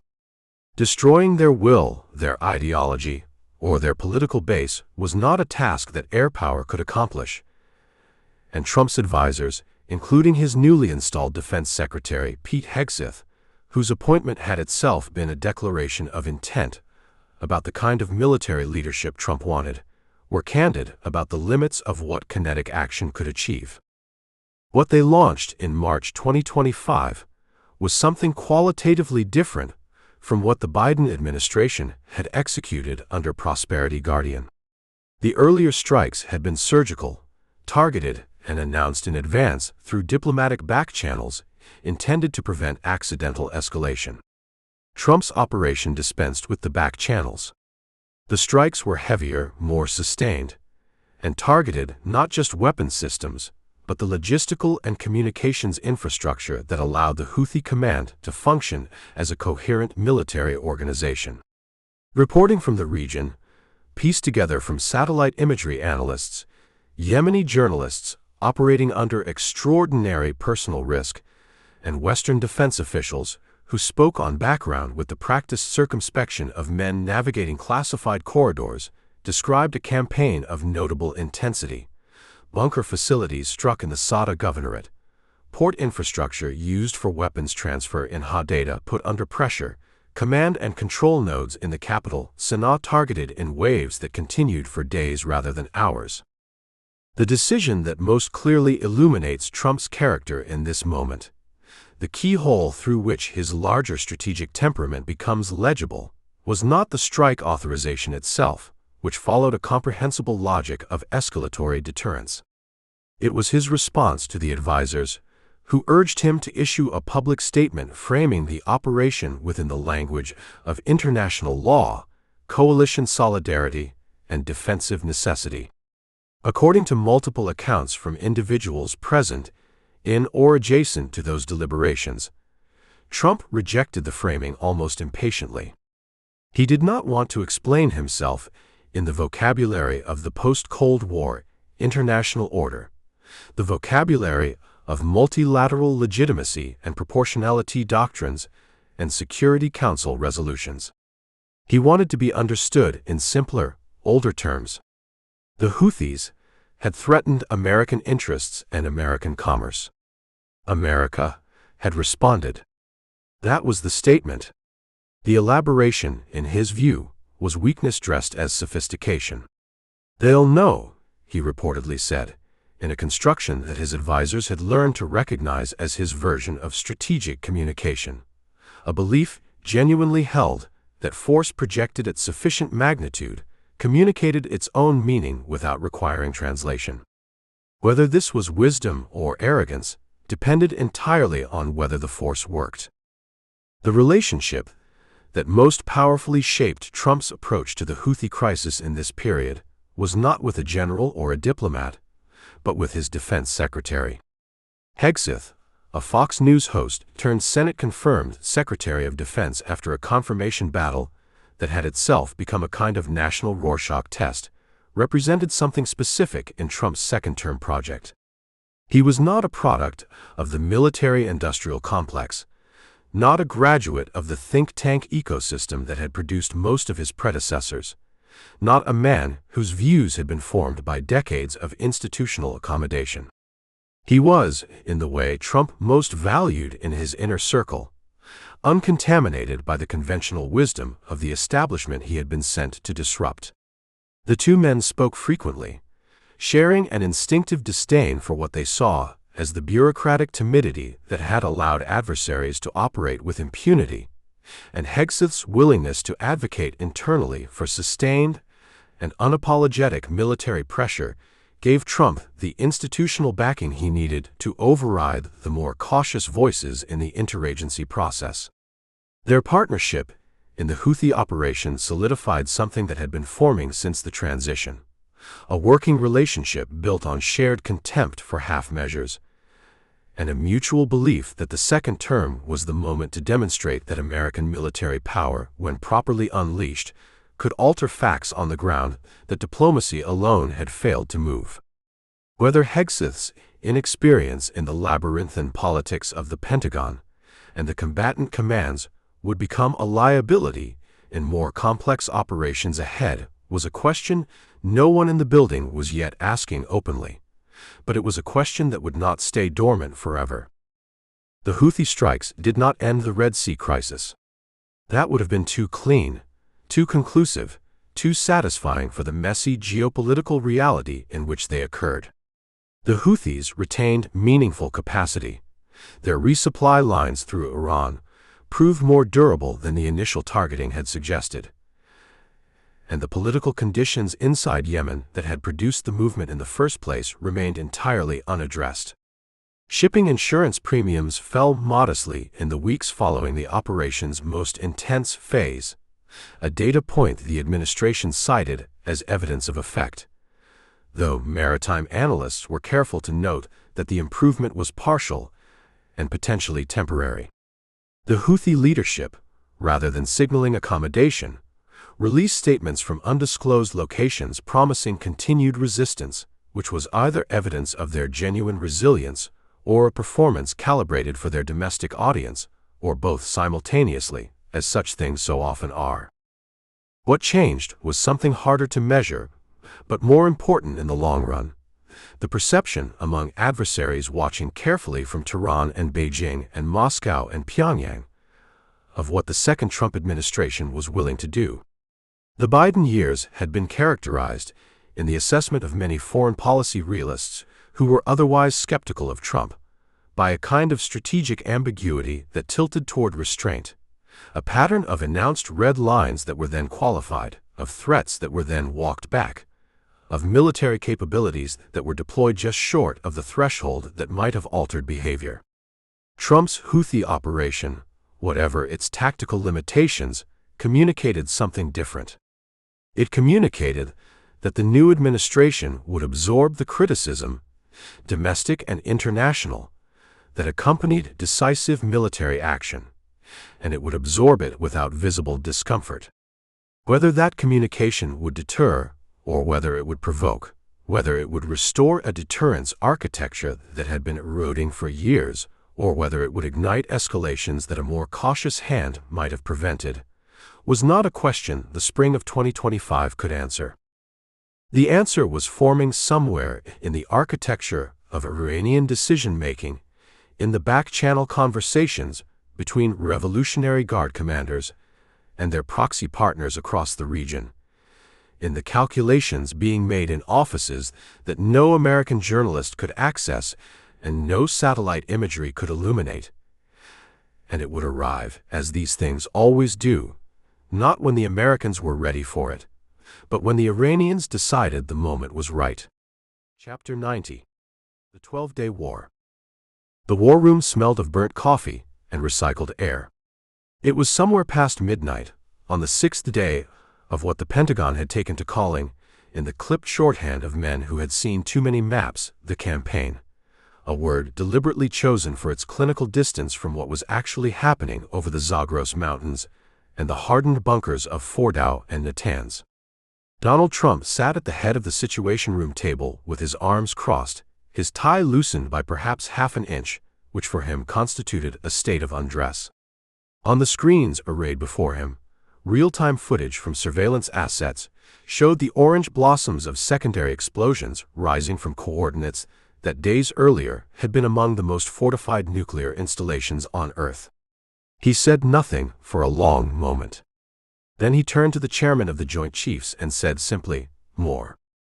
It was a word that told you everything. To understand what brought Trump to that table, what had produced that single syllable of executive will, requires understanding the particular pressure cooker in which the spring of 2025 had sealed itself shut. The return to the Oval Office had not been a triumphal restoration so much as a resumption of permanent war. War with the federal bureaucracy, war with the press, war with the Democratic remnant in Congress, and increasingly, war with the geopolitical architecture that had been quietly crumbling since the chaotic American withdrawal from Afghanistan nearly 4 years before. Iran had read that withdrawal with cold precision. So had the men around Ayatollah Khamenei, who understood that the window for advancing their nuclear ambitions would not remain open indefinitely. By early 2025, the International Atomic Energy Agency had either lost access to or been formally expelled from monitoring sites, covering what analysts estimated to be 60 to 70% of Iran's enrichment capacity. The threshold for weaponization, once spoken of in years, was now spoken of in weeks. Against this backdrop, Israel had been fighting what its government described as an existential war of preemption since the previous autumn, a campaign that had already reshaped the military geography of Lebanon and Gaza, and left the wider region in a state of suspension somewhere between war and the absence of peace. Prime Minister Netanyahu, whatever his complicated personal history with Trump, a history of mutual use, mutual grievance, and the peculiar bond of two men who each believed history had singled them out, had pressed Washington with an intensity that went beyond diplomatic protocol. He was asking, and then not merely asking, for American participation in a direct strike campaign against the Iranian nuclear program. The Israelis could reach certain targets. They could not reach all of them. Fordow, buried deep inside a mountain near Qom, required ordnance that only the American arsenal carried in sufficient quantity and precision. The massive ordnance penetrator, the 30,000-pound bunker-busting bomb that had been developed in classified programs, and that required the payload capacity of a B-2 stealth bomber to deliver. No Israeli aircraft could carry it. No Israeli aircraft could survive the full arc of that mission unassisted. If Fordow was to be destroyed, America had to pull the trigger. The core conflict Trump faced was not, as his critics would later insist, a question of recklessness. It was something more structurally agonizing: the gap between what he believed and what the machinery of American power would permit him to do at the speed he wished to do it. He had run in 2024, in part, on the explicit premise that his first term had been sabotaged by a national security apparatus ideologically resistant to his instincts. The second term was supposed to be different. He had installed loyalists, reshaped the NSC, and arrived with a personnel infrastructure designed to minimize the friction of institutional resistance. Yet even within a restructured command environment, the weight of what was being contemplated produced its own drag. The lawyers at the Pentagon wanted congressional notification, or, at minimum, consultation. The intelligence community was divided on whether strikes would accelerate Iranian weaponization by convincing the regime that diplomatic options were permanently foreclosed. The State Department, in the person of Trump's own secretary, was running a parallel track of back-channel communication with Omani intermediaries, a track that had not yet fully collapsed but that would not survive the first American bomb. Trump had no patience for parallel tracks. He never had. Those who had served closest to him during the first term and had stayed in his orbit through the intervening years understood this as perhaps his most fundamental trait, not stubbornness in the colloquial sense, which implies a refusal to engage with contrary information, but something more like velocity. He processed, he discarded, he decided. The deliberative architecture that presidents before him had used to slow decisions down to the pace of institutional consensus felt to him not like wisdom, but like obstruction dressed in procedural clothing. There is a story, related by multiple participants in the war room sessions of those 12 days, that captures this quality with uncomfortable precision. On the third day of American strikes, when battle damage assessments came back showing that the Iraq heavy water facility had sustained significant but not catastrophic damage, that certain key components had been moved, almost certainly in the 72-hour window before the first bombs fell, a window during which a heated internal debate over operational security had produced at least one documented leak to a foreign-aligned intelligence network. Trump looked at the assessment, set it down, and said to the room, "Somebody talked.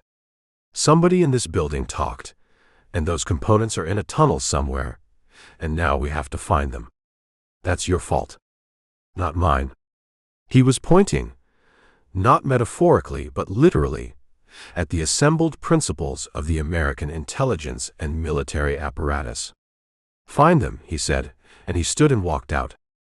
Whether or not the assessment of a leak was accurate, subsequent investigations would produce inconclusive findings. The moment illustrated something essential about how Trump exercised power in high-stakes environments. He externalizes. He redirects.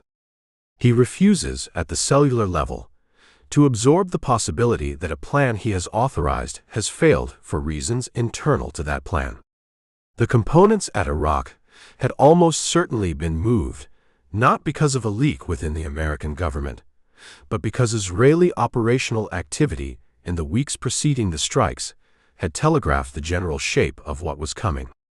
But that interpretation required a kind of systemic self-examination that was simply not available to him in the room, in the moment, with the cameras and the generals and the screens. What was available was the assignment of blame. He was in this ruthlessly consistent. Steve Witkoff was present for portions of the war room sessions that he had not originally been scheduled to attend. Witkoff, Trump's real estate ally turned Middle East envoy, had spent the first months of 2025 engaged in the kind of back-channel shuttle diplomacy that the State Department conducted under official cover while Trump's personal emissaries moved on a separate frequency. He had developed relationships with Gulf interlocutors, had felt the temperature of regional opinion in ways that formal diplomatic cables could not fully capture, and had arrived at a view shared in private conversations with Trump, who trusted him with the particular warmth he reserved for men who had made money in buildings and understood that deals have foundations, that a negotiated Iranian capitulation on enrichment was theoretically achievable but only under conditions of extreme military pressure. This was not a dovish position, dressed in hawkish language. Witkoff believed, and made the argument directly to Trump during one of the long evenings in the residence when the formal machinery of the NSC was not in the room, that the strikes had to be real, had to be sustained, and had to be visibly and irrevocably American, not as a prelude to diplomacy, but as its precondition. "They will not deal," he reportedly told Trump, "until they believe you will not stop." Trump, who had sat through countless presentations from men with credentials he did not share, leaned forward at this and said, "Then we don't stop." It was a galvanizing moment between two men whose relationship had solidified through the accumulated weight of improbable assignments and unexpected outcomes. Witkoff had come into the orbit of Trump's foreign policy as something of a curiosity, a developer, not a diplomatist, and had remained not because he became a different kind of man, but because Trump had discovered that a different kind of man was sometimes exactly what was needed.